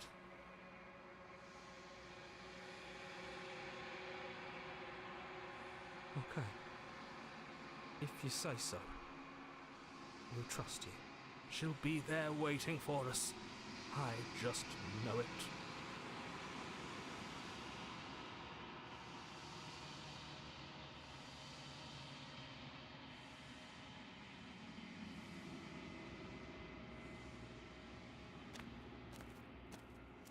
I am a growing chorus of contradiction, a mass of tides ebbing and flowing all at once. glance in more directions than my attention can bear to hold.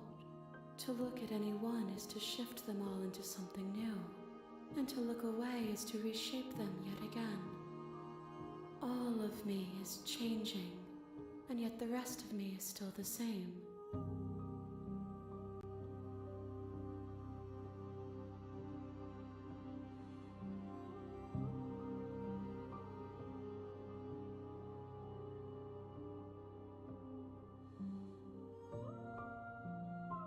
I care about your gifts, but I have no preferences to burden you with. Even if I did, I would never dare to tarnish our relationship by assuming myself above you.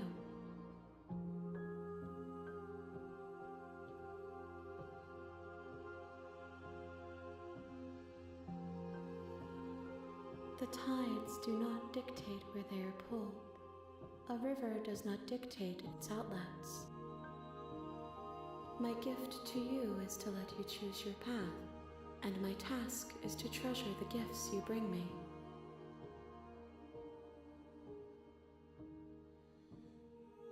It changes me, but it doesn't make me worse, nor does it make me care for you any less. Does it make you worse? Do you resent me?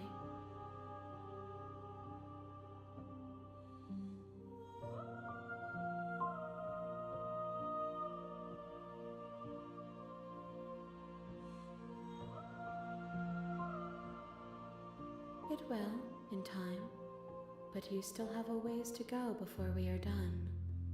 Know that I hold no malice for you.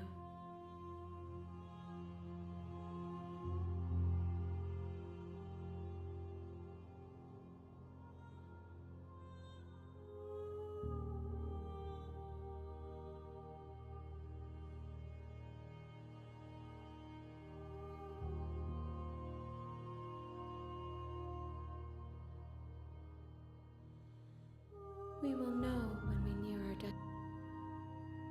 I will be here when it is time for us to meet again.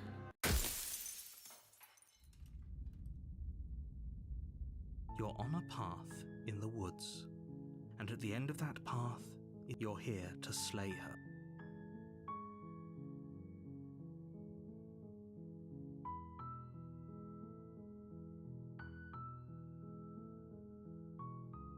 You make your way up. We're not going to go through. Ignore him.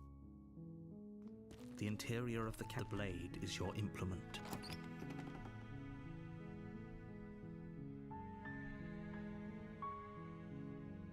You take the blade from the... Her voice. Who's there? She sounds dangerous. Don't let it fool you. Oh, it's been so long since anyone... You walk down the stairs. She's so... Focus on the top. And there you are. Are you here to kill me or something? You step... Oh? No talking then. I'm So, you should... She's unarmed. If you hesitate now, it'll be too... The blade tumbles... Thank you. Maybe now we can just... talk. Against your better judgment, you step forward to speak with the princess face to face. Unarmed. We'll be fine. I don't know what you're hoping to accomplish here, but I can assure you there's no reasoning with her. Just make sure you don't forget about the blade on the floor. You're going to need it. So here we are. What an awkward start to a relationship. Don't jump to any weird conclusions. We're two people who have met each other. Don't just tell her that. That's cute. Do you believe that? If I'm supposed to be capable of ending the world, then how did I wind up here, chained to a wall? Have they told you why I'm allegedly so... dangerous? Ending the world seems like an awful lot for just one person to do. I wouldn't even know where to start. I believe her. She doesn't have to know how to destroy the world to be capable of doing it. At the end of the day, whatever the two of us have going on down here is about trust. Whoever sent you to slay me claimed I was a threat to the world, but they didn't tell you why. That doesn't sound right to me. And I don't think it sounds right to you either. Otherwise, we'd be killing each other instead of talking. She has a point. There's a reason I've been telling you to question the situation, and there's a reason you've listened. So, I could tell you that I'd lead a quiet life in the woods, or that I'd open an orphanage, or that I'd do any other number of good things that I'm sure you think you want to hear. But you don't really know me, do you? What can my word possibly be worth in a situation like this? She's right about one thing. Her word isn't worth anything. Like I said, it's all about trust. Blind trust.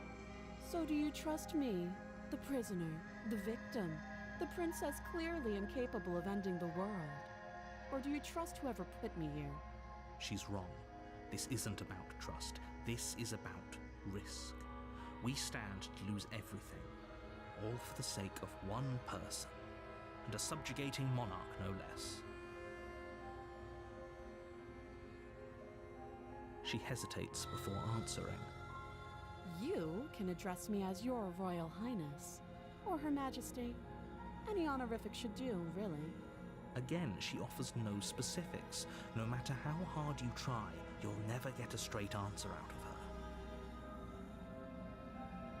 her. Too long. You can't. Don't bother. I'm guessing you don't have the key then. I'm sure there's a key somewhere around here, and if there isn't, well, we can always put that knife to good use. Her sharp eyes settle on the edge of the blade. She isn't suggesting what I think she's suggesting, right? She is. I'm sure of it. Oh, have you decided what to do with me? You know why you're here.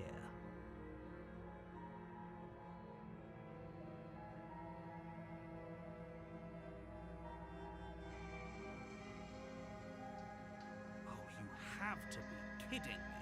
You walk up to the chains binding the princess to the wall and give them a tug. They're large and heavy, far too solid for you to even imagine trying to break them apart. If you don't have the key, maybe you should go looking for it. I'm sure it's somewhere upstairs. Doubtful. Whoever locked the princess up.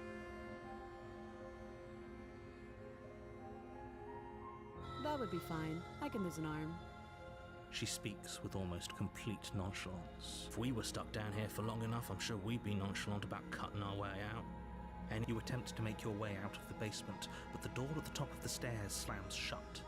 You hear the click of a lock sliding into place. Is someone else here? You make your way back to the bottom of the stairs. This would have been easier for whom? Easier for everyone. I heard the door slam. They locked you down here too, didn't they? The knife. Pick it up and cut me out of here. You won't like what happens if you do that. Against your better judgment, you place the blade against the princess's arm, just above the massive, unyielding chain. You cut into her flesh. The blade is sharp and you make quick work of it. Before long, you're able to crack through bone, and she pulls the bleeding stub of her arm through the iron gauntlet.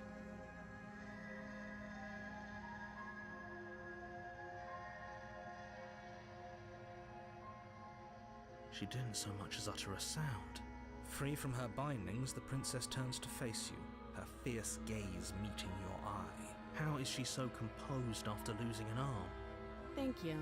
Now let's get out of here. No. We won't have any of that. As the princess approaches the bottom. Wait, this isn't fair. You can't just do that. Watch me.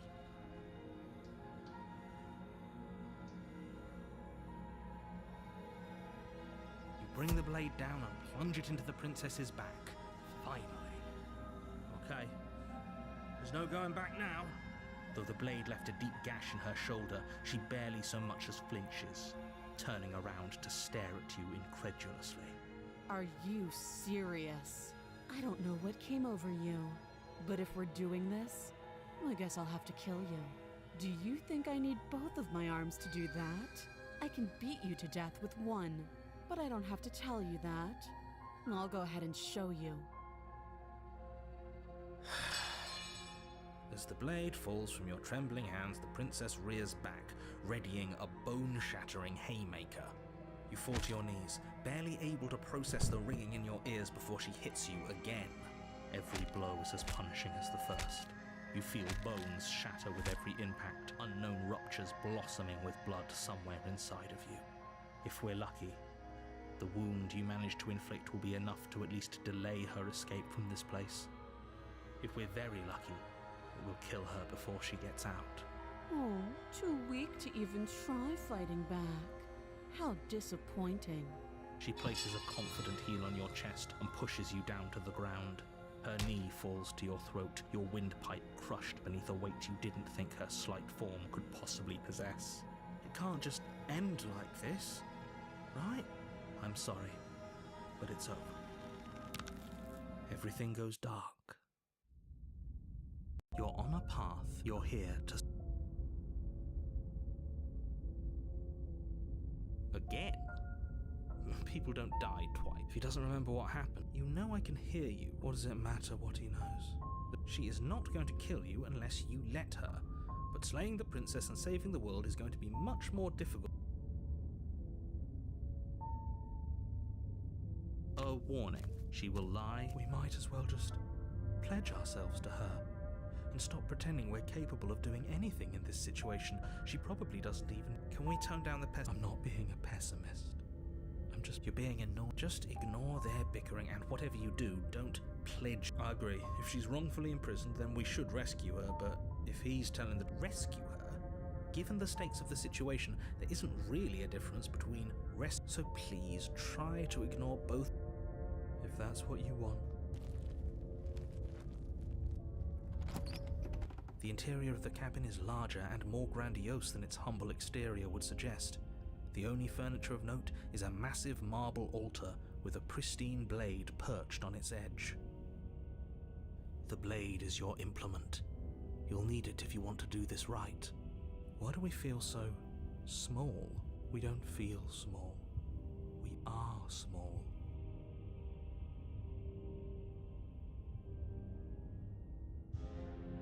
You take the blade from the altar.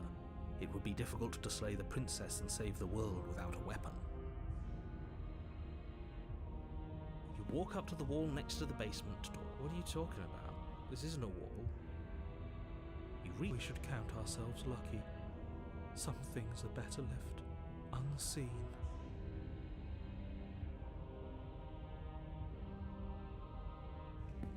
The door to the basement creaks open, revealing a spiral staircase.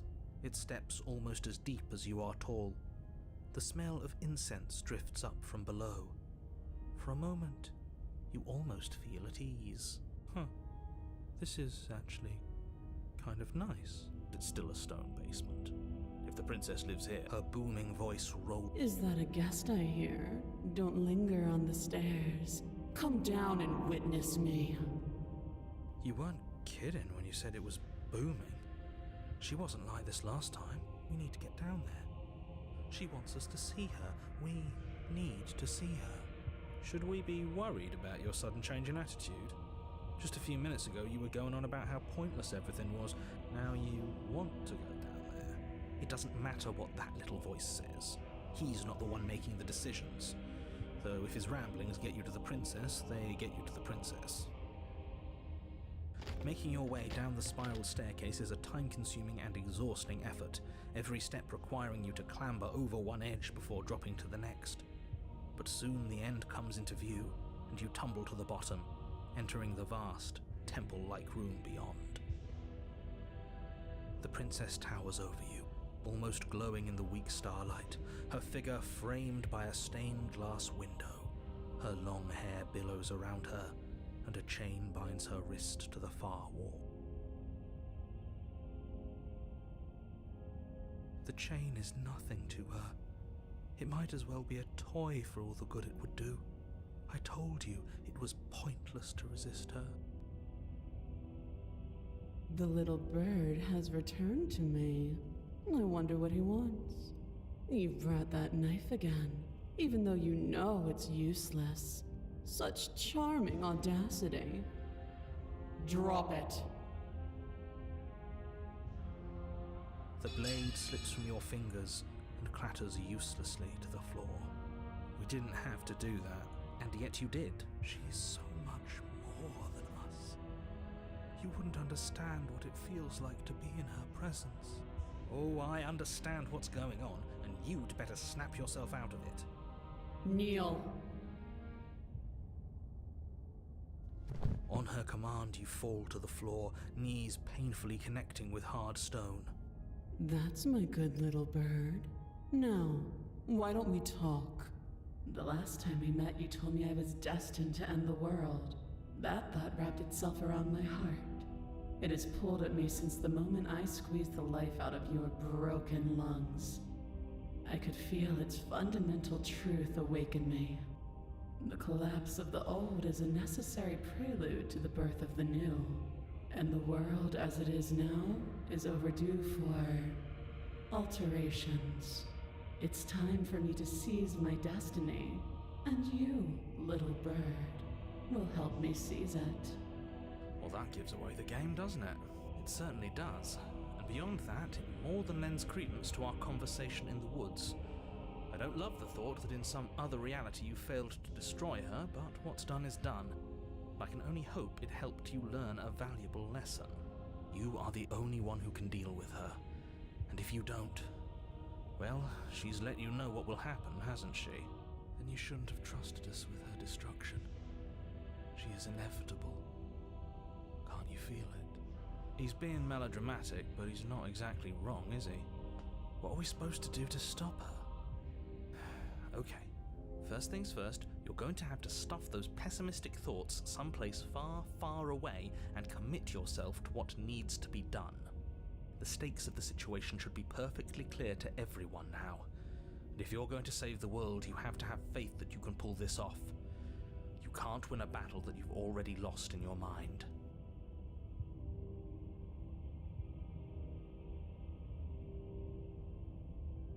This isn't about desire. This is about what I am. And I have little interest in discussing destiny with one that cannot see the divine truth that shines in my heart.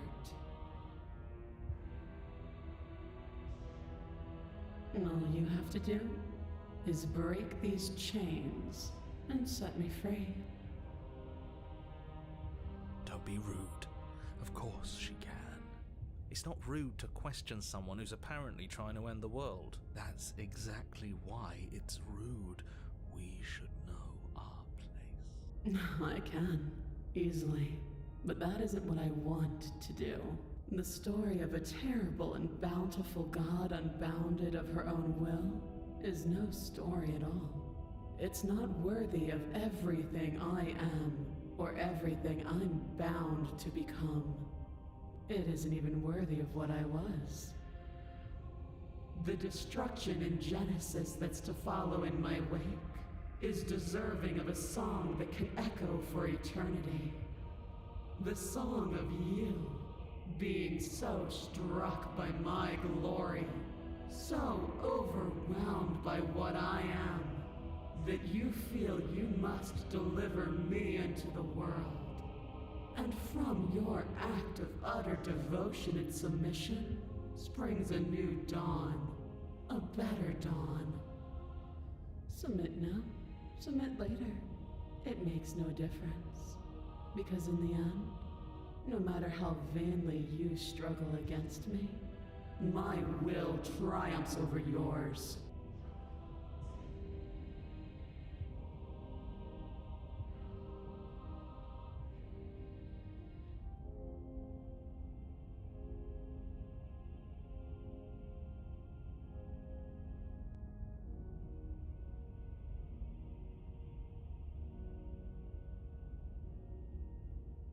Your will was so easily broken. Am I that magnificent? All you need to do now is break my chains. If this is what you want, then I guess there's not much else for me to say. No, you can't just give in to her, not when the stakes are so high, not when you're so close. I won't let you do this. There's still something in the way.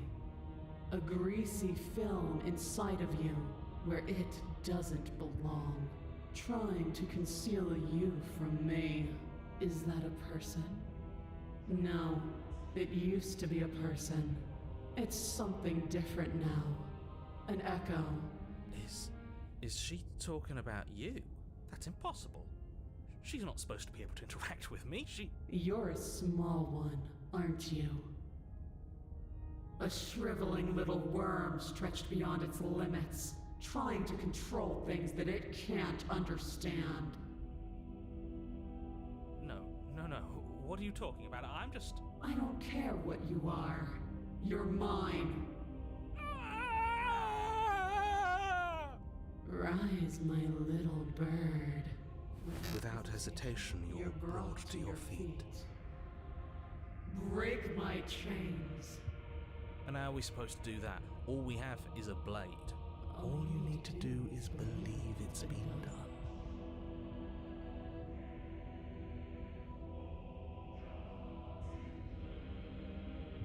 Her chains shatter, and the cuff falls from her wrist. She is loose, and the end is upon us. What a good disciple you are. Come, it's time for us to leave.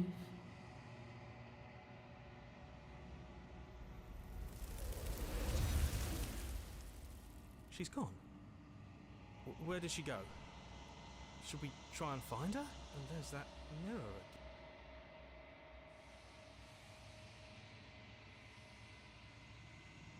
But it feels so bad. I don't want to look. Okay, a mercy.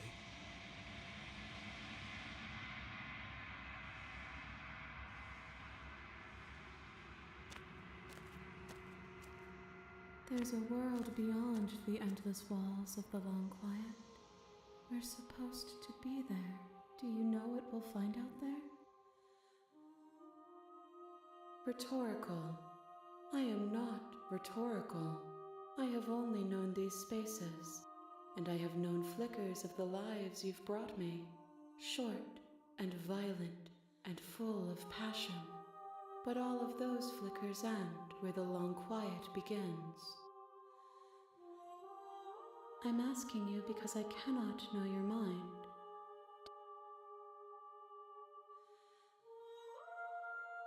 There is a warmth and sadness in me at the thought of people. Fresh tears on a winter's day. They are not like us. They do not last. We are real. Nothing is an idea that dwells in the absence of something. But nothing cannot exist on its own. And because of that, nothing can't exist.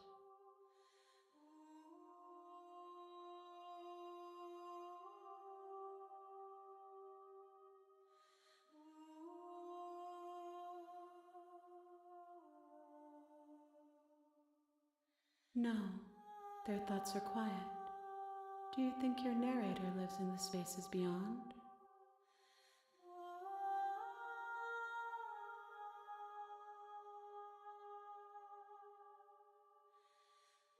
Do not look to one who fears me for your truth.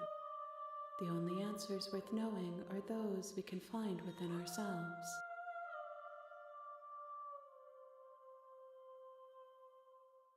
One, whatever you bring me next will be enough, and then gravity will pull the others back to me.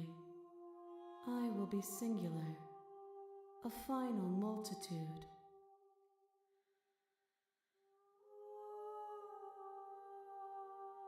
These gifts are a conversation, and each one shows me the contours of your heart. The only thing I want to see is what you choose for me when the thread is fully drawn.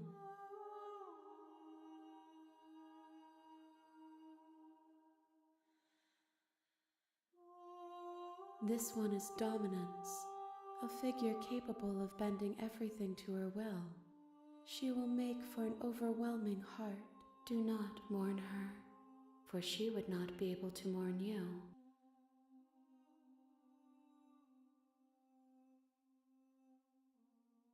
You've already tried waiting, but I understand if you need more time. I'll wait with you.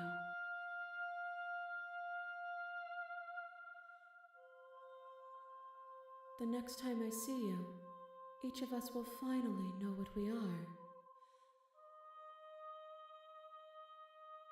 I will be here, waiting for you.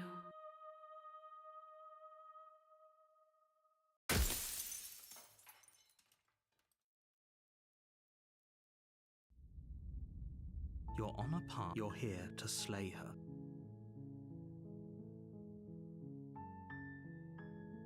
You make your way. We're not going to go through with this. Ignore him.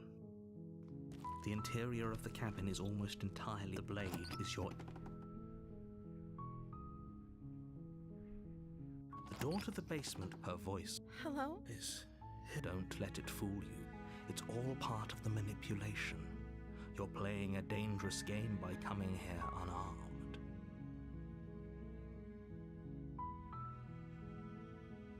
Good. You walk down the stairs. She's beautiful. I am begging. Hi. Okay. Oh, She pauses, carefully formulating her words before she responds. you can address me as Your Royal Highness. Or you can just call me Princess if Your Royal Highness is too formal. Is Princess her name or her title? What if it's both? Could you imagine being named Princess Princess?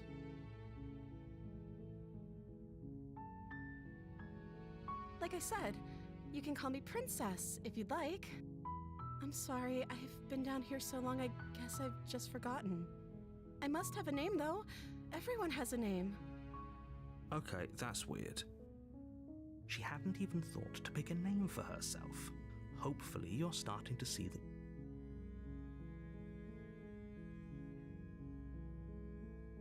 I don't see what that has to do with anything. This is the only time this is ever going to happen, but I agree with the princess. That's hardly relevant. Okay, but actually, what has she been eating? She has to eat, right?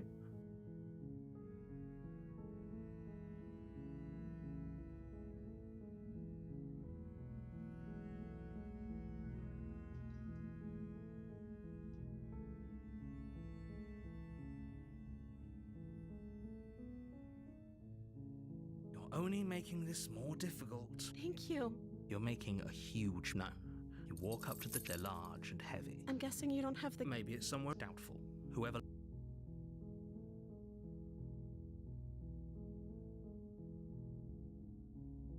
Okay. You attempt to make someone. You make your way to the bottom. It's easier for. I heard the door slam. There's a slight. If I could just get out of these... She barely hesitates as she. It's the blade from. Or we could use. You won't like.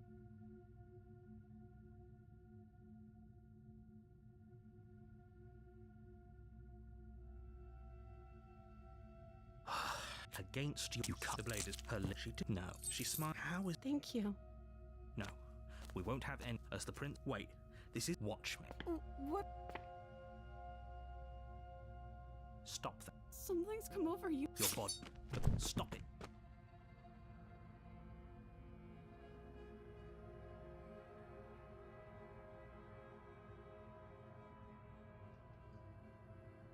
Thank you. There's no getting through to you right now, is there? A betrayal of will is still a betrayal. You'll regret thinking of me as a helpless damsel. She pounces on you with the same animal ferocity she used to tear through her arm. But you have a weapon. You raise the blade, digging it under her ribs, aiming directly for the heart. It's not enough to stop her. You feel her claws in your throat, then her teeth, somehow sharp enough to pull apart your flesh and sinew with ease. You collapse to the floor, your body unresponsive as your blood pools on the ground beneath you. She stares down at your ravaged form, eyes shining in the darkness, dress stained in red as her blood and yours both seep into the fabric. If we're lucky, the wound you managed to inflict will be enough to at least delay her escape from this place. It can't just end like this, right? As much as I'd prefer for things to have gone different, everything goes. You're here to. Oh, don't you start grandstanding up. If he doesn't remember what happened, really, you know I can hear you. Did I say I'm not sure we can trust him? Slip of the tongue, bit of the old brain fog. I meant to say that we should probably head over to the cabin and slay that.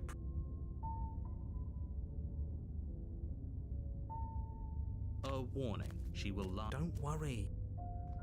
The interior of the cabin is a mess of twisted roots. The walls a chaotic weave of knotted wood that, almost as if by accident, just happened to resemble a room.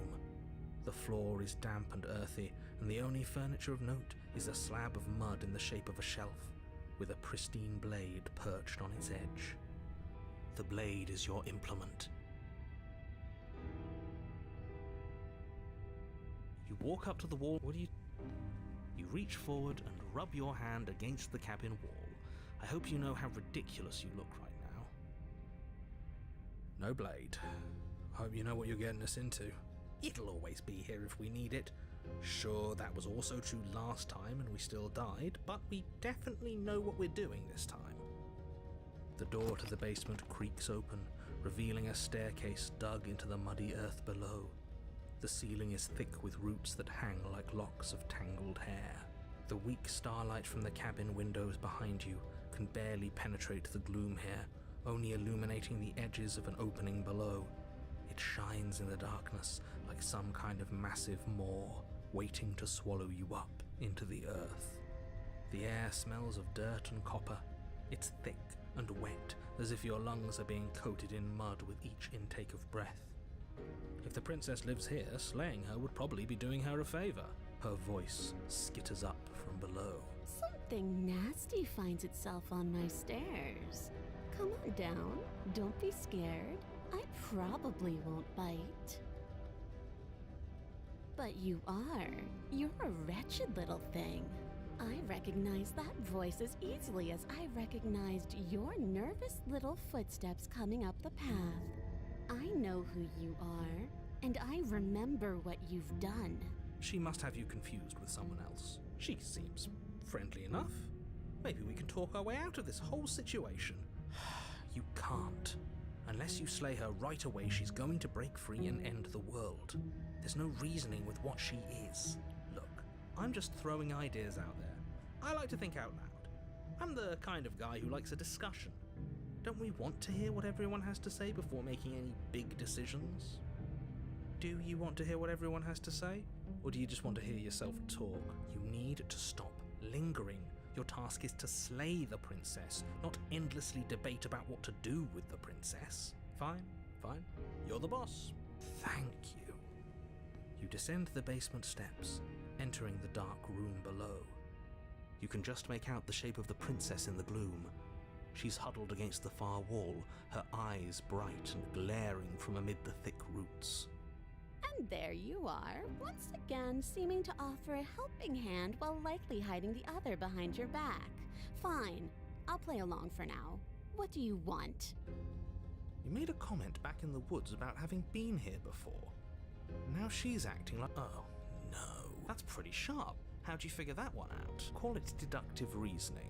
Well, you seem to be great at it. So, you really don't remember us, do you? No, I don't. But you and the princess clearly have a shared reality, even if I'm not a part of it. I won't waste time fighting you on something that's clearly true. I'm just glad we could put all this behind us. Is it all behind us? Just focus on the task at hand. I don't care if you've been here before, and I don't care if you think you'll go somewhere else after this. My world is on the line right now, so I'd appreciate it if you would take this seriously. Let's chat her up a bit first. Maybe we can... Don't talk to her. You're just go... Well, I seem to remember you having a tongue.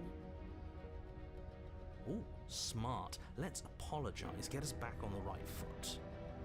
Oh, you're sorry. Isn't that nice? You're such a gracious little monster. If you're sorry, then let me out of here. Prove it.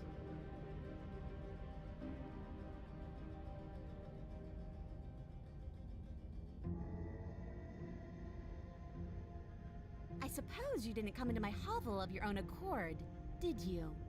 All right. I suppose I could team up. I need a way out after all, and unfortunately, you're the only one I have. Seems to me like she's offering a mutually beneficial arrangement. We should take it. Do you know what the word mutually means? Because it sounds to me like she's offering an arrangement that benefits her and her alone.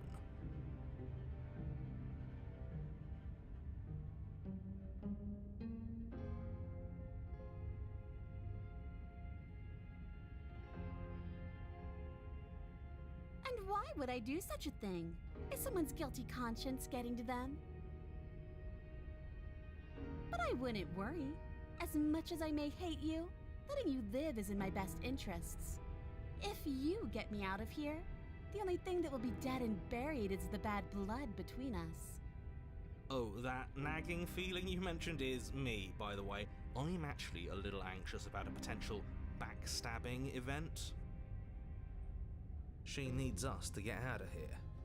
We'll be fine if that's what we decide to do. You won't be fine because destruction is in her nature.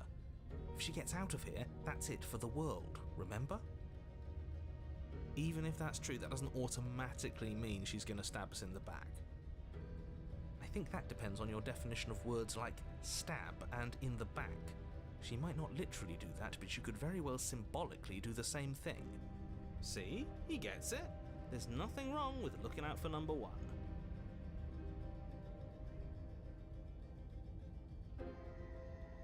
You were the one who tried to kill me when my back was turned. You were the one who started all of this. Only a poor loser twists their own failures around on the winner.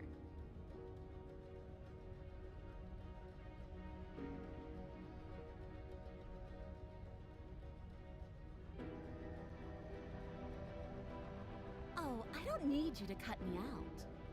The princess grins as the chains fall from her wrist. She could have gotten out of those the whole time. That sneaky little...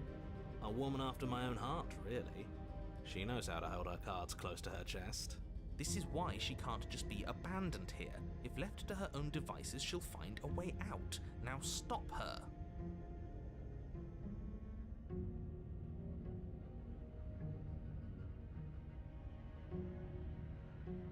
Yes, let's.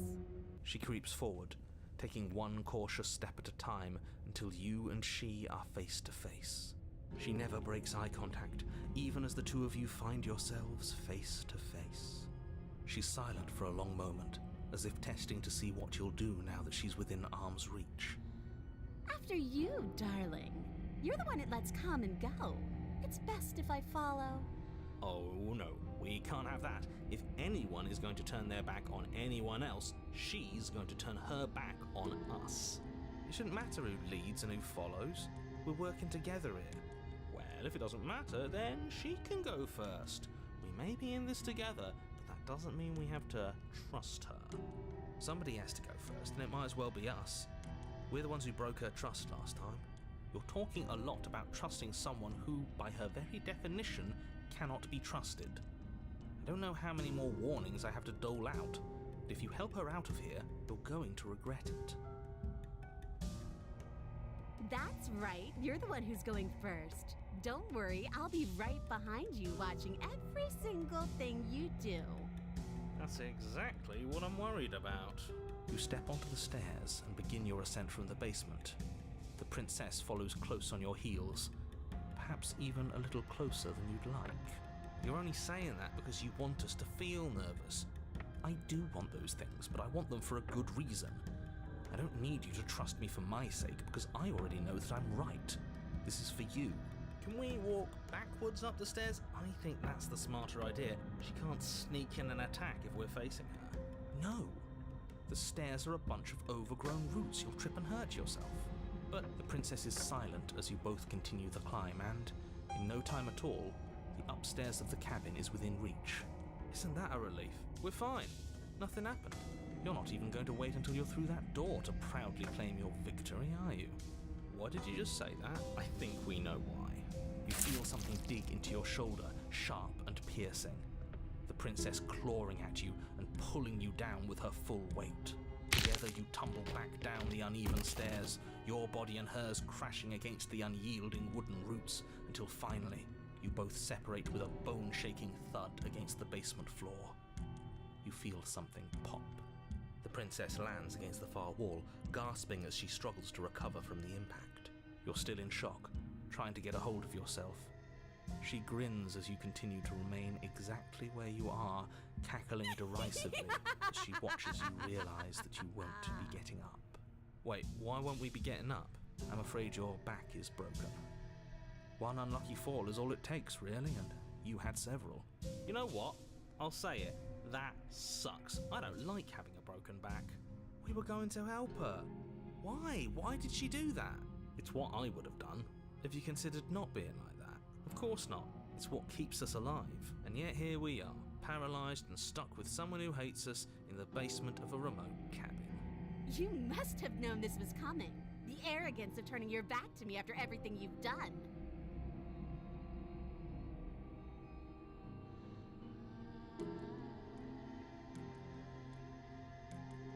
By our very natures, only one of us could make it upstairs unscathed. Someone had to make the first move. Better me than you.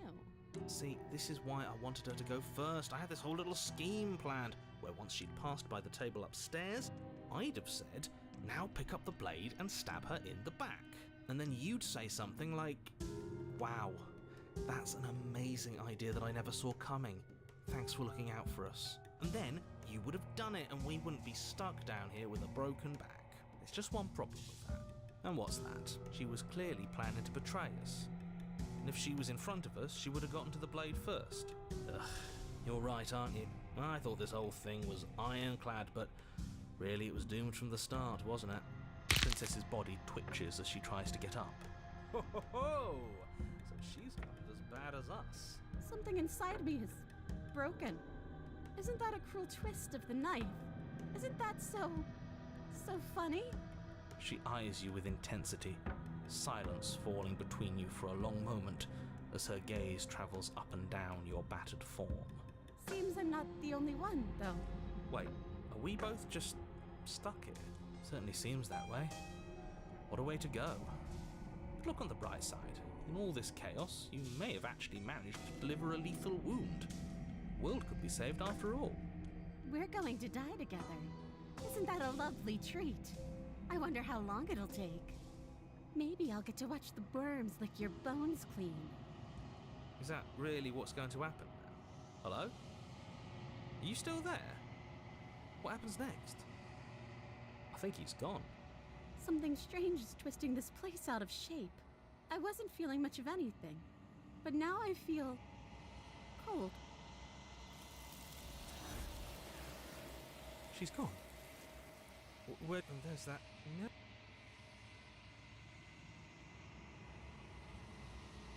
But it feels so bad. If he thinks it's bad, I'm with him. Okay. Finally.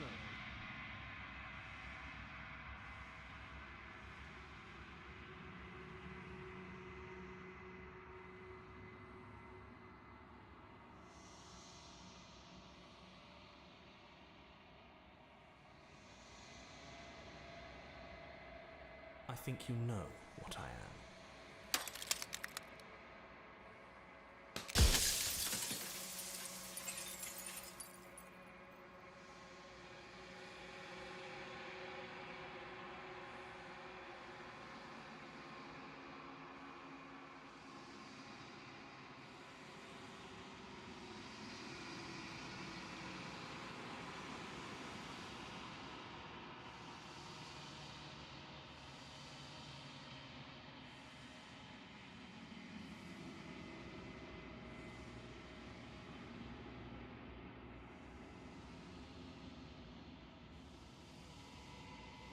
Because among other things, she is death itself.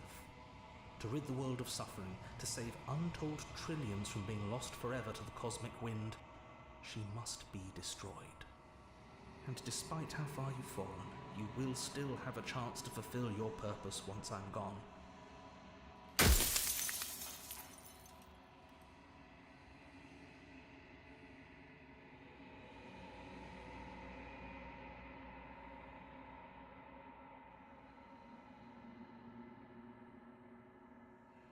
If you need to ask that question, there's nothing I can say to move you. You haven't died. You cannot die. So you cannot grasp the abject horror of dying.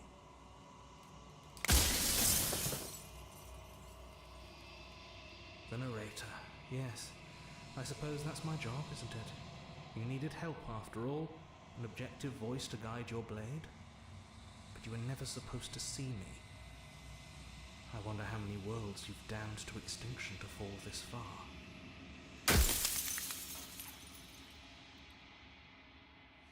or the long quiet, the god I made to rid the world of death.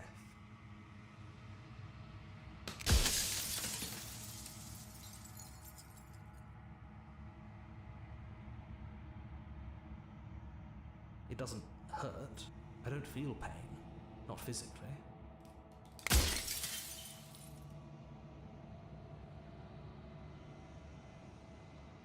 We've already crossed the point of no return. There's no saving me now. Not that there's ever been much of me to save.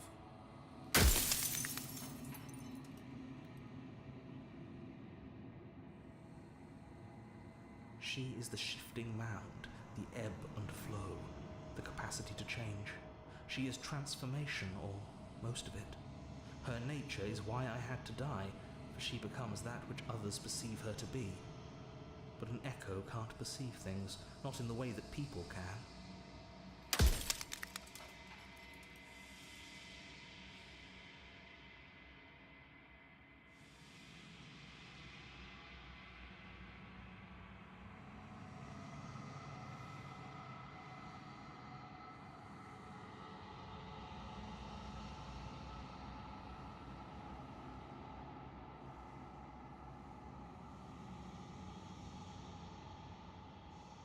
Light, burdenless, an eternal pattern of forgetfulness leading into the joys of rediscovery. Everyone will be with the ones they love. No more fear, no more howling chaos. Just life, forever. There's a cruel irony to it all. The only way I could share my dream with the world was to never be able to see it for myself.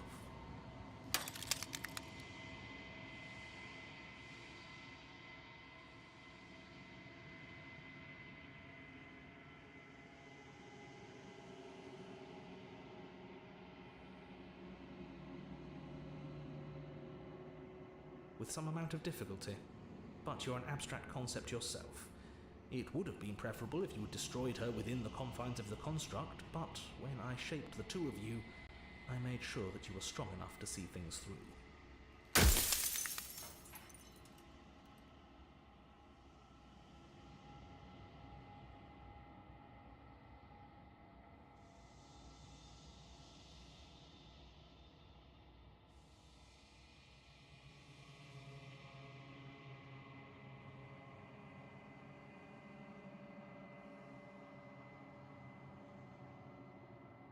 You were either going to have seen all this, or you weren't going to have seen all this. This is worse, but you still haven't.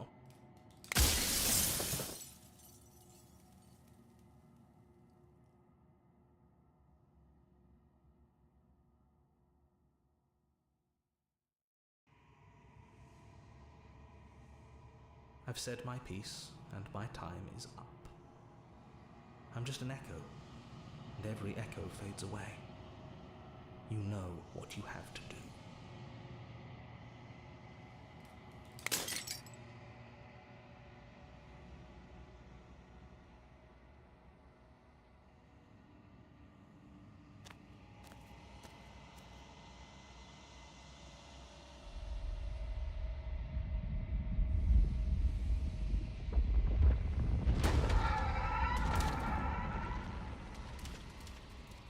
I can finally see you, and you can finally see me. It's been so long, and my heart has ached for this moment. I've missed you dearly.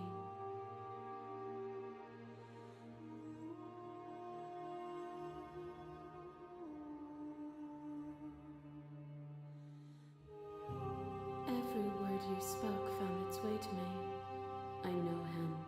He was deluded by his fear of death. Pay him no mind.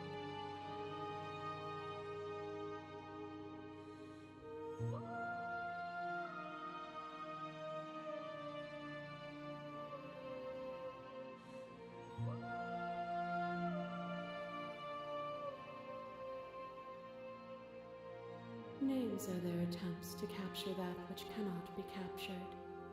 They call me the Shifting Mound, a pale imitation of what I actually am.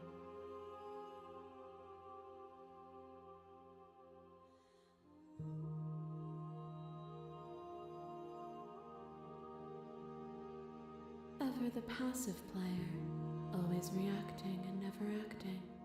But it's woven into your nature, isn't it?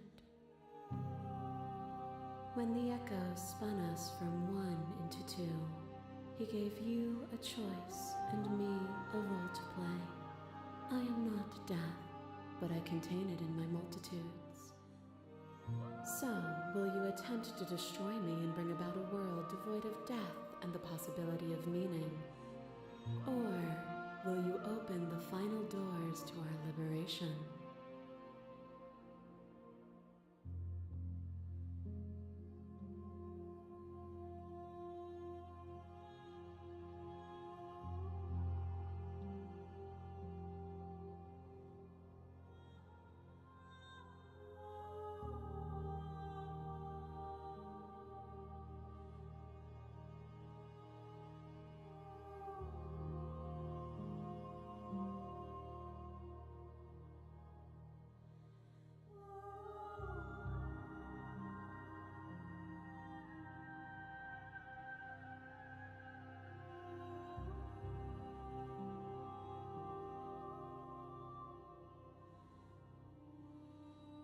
If you're saying that, it's because you don't yet understand.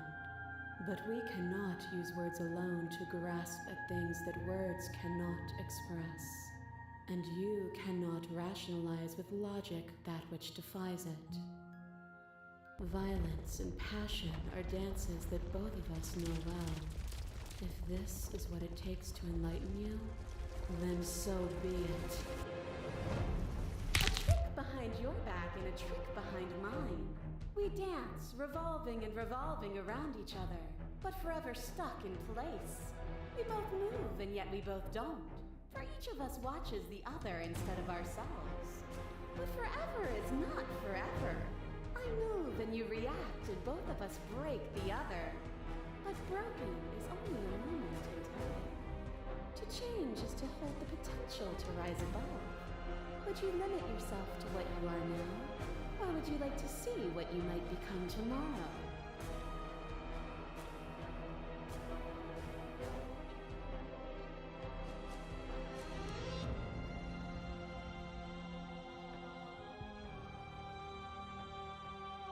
Have you?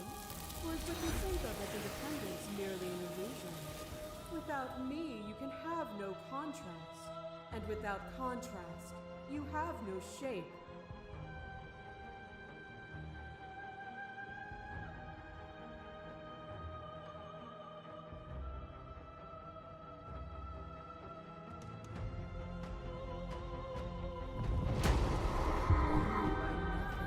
A black hole of self-loathing fed by the matter of your restless thoughts. A dog blind to its leash. But there is no light without the dark. When I proclaimed my godhood and offered you a place at my side, you gladly became the instrument of my new creation. Only with both of us is there a future to look towards. It is hope that carves meaning into being.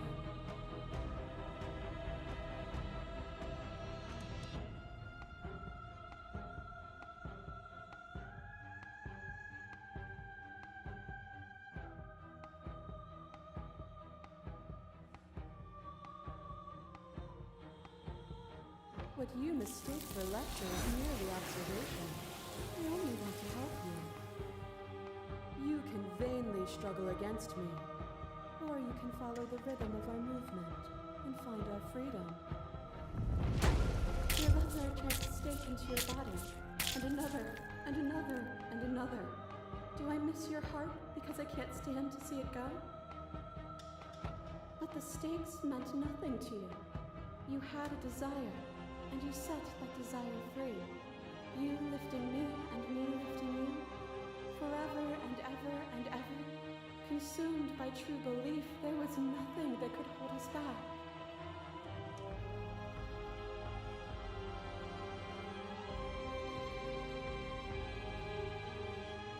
Oh, is it not? Perhaps you can enlighten me.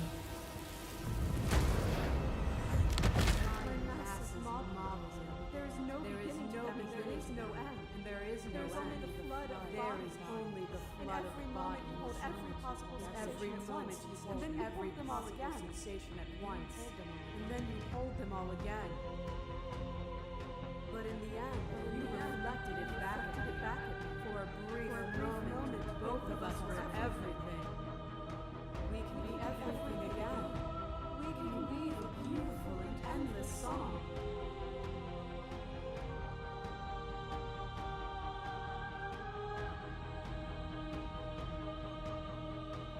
You speak of me as if I am a ghost, but I am right in front of you.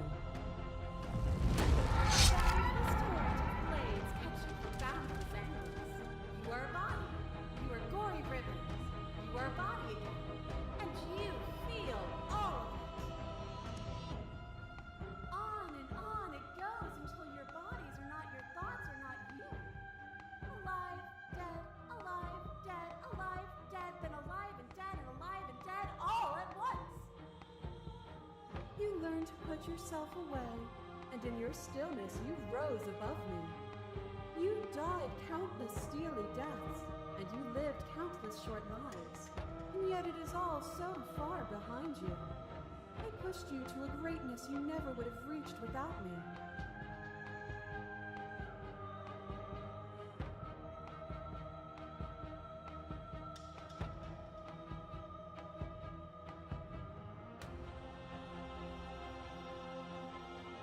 Death is a fantasy. Only those who lack perspective see it as anything other than transformation. You cannot destroy me.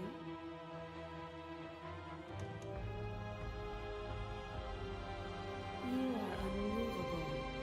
Is it by the design of our conflict that I cannot win? Or are you just that fervent in how you cling to delusion? Nothing is immutable. Everything that is exists only in relation to everything it isn't. There is no constant. There is no center. Open your eyes and accept what we are. We can leave this prison together.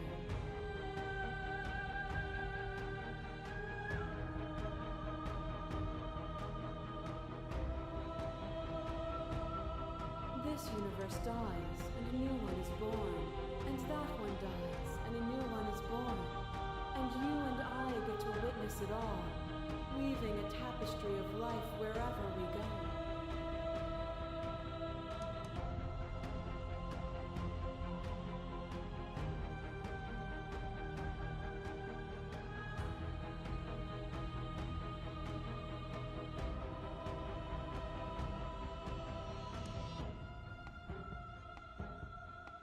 It is from my vantage point that I can see the totality of truth.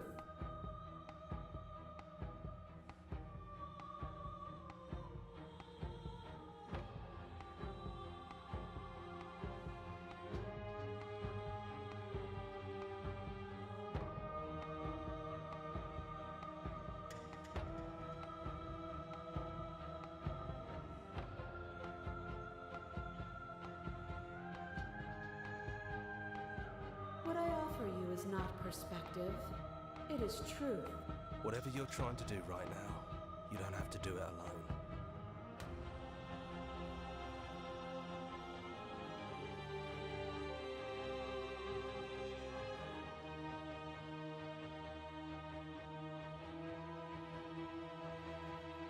I'm all of them, I assume in the same way that you're all of you.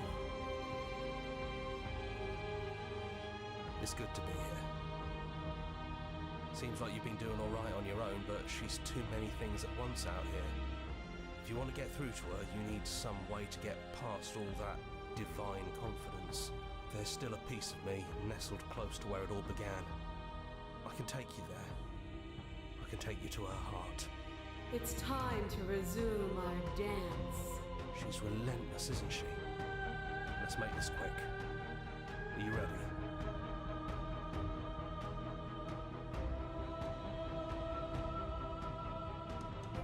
Then let's go.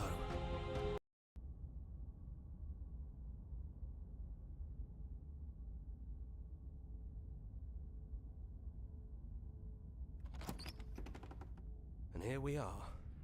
I'd say we were back where it all started, but I guess it's a little after that, isn't it? Do you need me to describe things?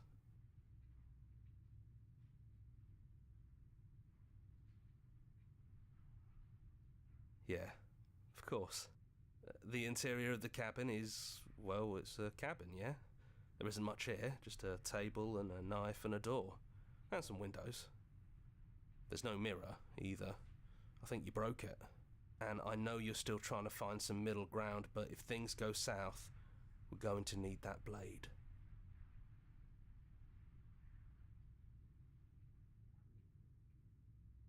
That's probably for the best.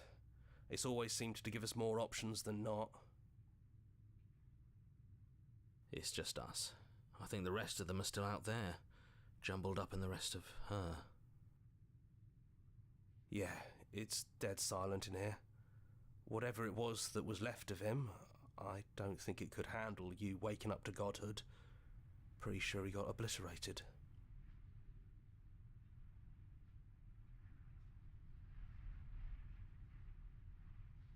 Yeah, it's complicated. He put us through hell, but he's been part of us since the very beginning, hasn't he? The stairs. Do you remember the first time we were here? The first time we heard her voice? Have you figured out what you want to do yet, or are you going to keep trying to find a center that doesn't exist? It sounded just like that. A little sharp, a little menacing. Only she didn't know us. And down we go. We shouldn't keep her waiting. And there you are, knife in hand. It really brings me back. Have you given up on talking? Have you finally decided to kill me? You'll have all of eternity to yourself after this. Why don't we chat a little before I go?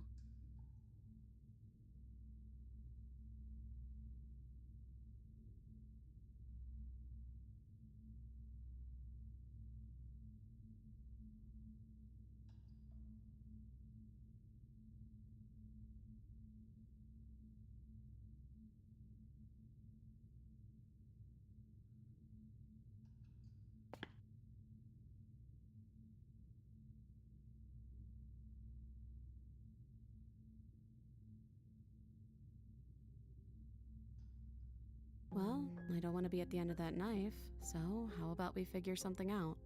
What if we tried doing this forever? I can do whatever you think I can, right? So make me put it all back. Make me fix the Echo's construct and make me wipe our memories of everything that's happened. Make me send us back to the beginning, before we woke up. Before either of us saw the truth. Can she really do that? Are you sure that's what you want?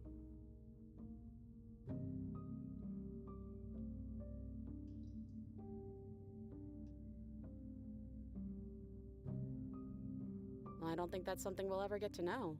But odds are we've probably done it before.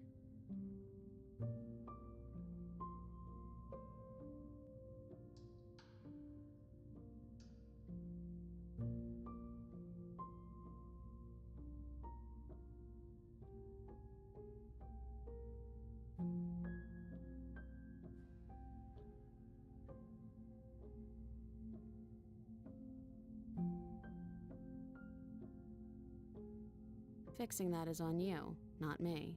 If you want me to help them, you'll have to make me help them.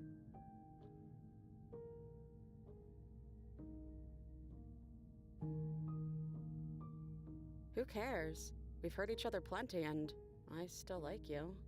And if you're hesitating, then you must still like me, too.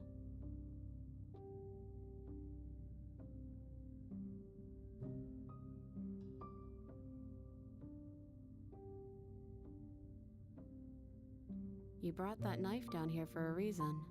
Either you use it to kill me, or I use it to put things back.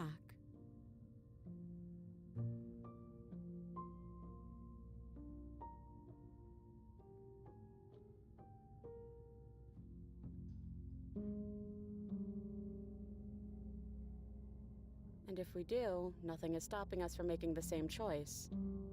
We could just keep doing this forever. Well, if we change our minds, we change our minds. What matters is that we'll always have a choice. This is just the one we're making now.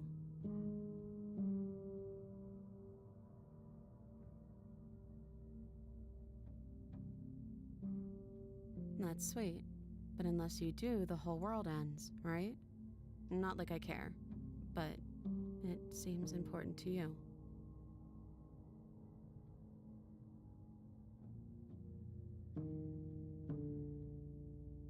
Yeah, I think it's too late for that. But maybe next time.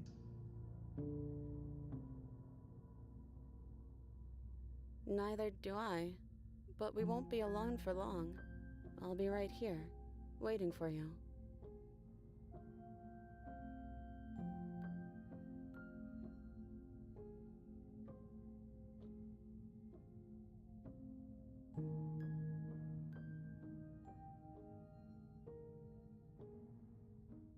You and me both. Whatever world you want to build without me, I hope it works out. Despite our differences, I've always loved you, and I wish you nothing but the best.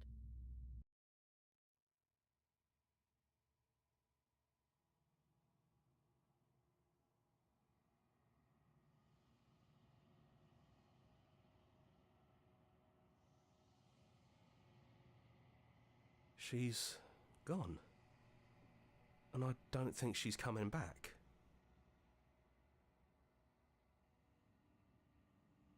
Then we did what we set out to do. Come on, let's get going. We don't need to linger down here anymore.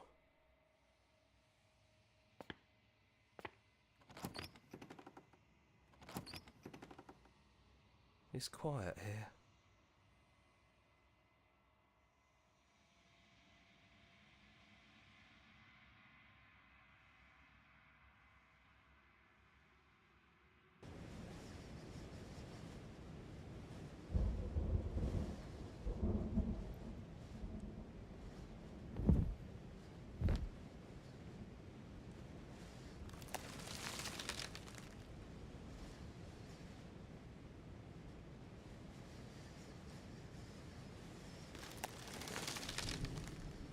He's gone, she's gone.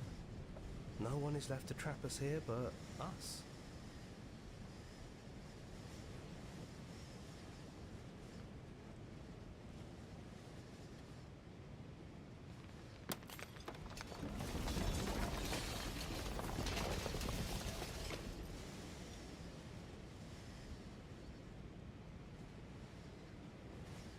It's finally over, isn't it? But all of us are still here. I knew we'd finally see it through. All it takes to be a winner is grit and determination. We really did win, didn't we? We're the house now. We get to make the rules. This is nice. No more hunting. No more running. Just us. And whatever's out there. Absolute reality. Who would have thought there was really a world outside of us? And who would have thought we'd actually wind up siding with him? The whispering, and the coercion, and the bickering. Everything horrible about being alive has stopped. I could get used to this. That wasn't very hard at all. Speak for yourself. Well, boys, how does it feel? We're not just on top of the pecking order, we are the pecking order now. I hope this was all worth it, because I'm personally inconsolable. Lucky for us, you have forever to get over it. Time mends a lot of things. You'll get better. Hear, hear, to our vanquished foe. It's good to be back. Now we just have to figure out what to do with ourselves. Forever. No problem. We can do that, yeah? Yeah, we can do that.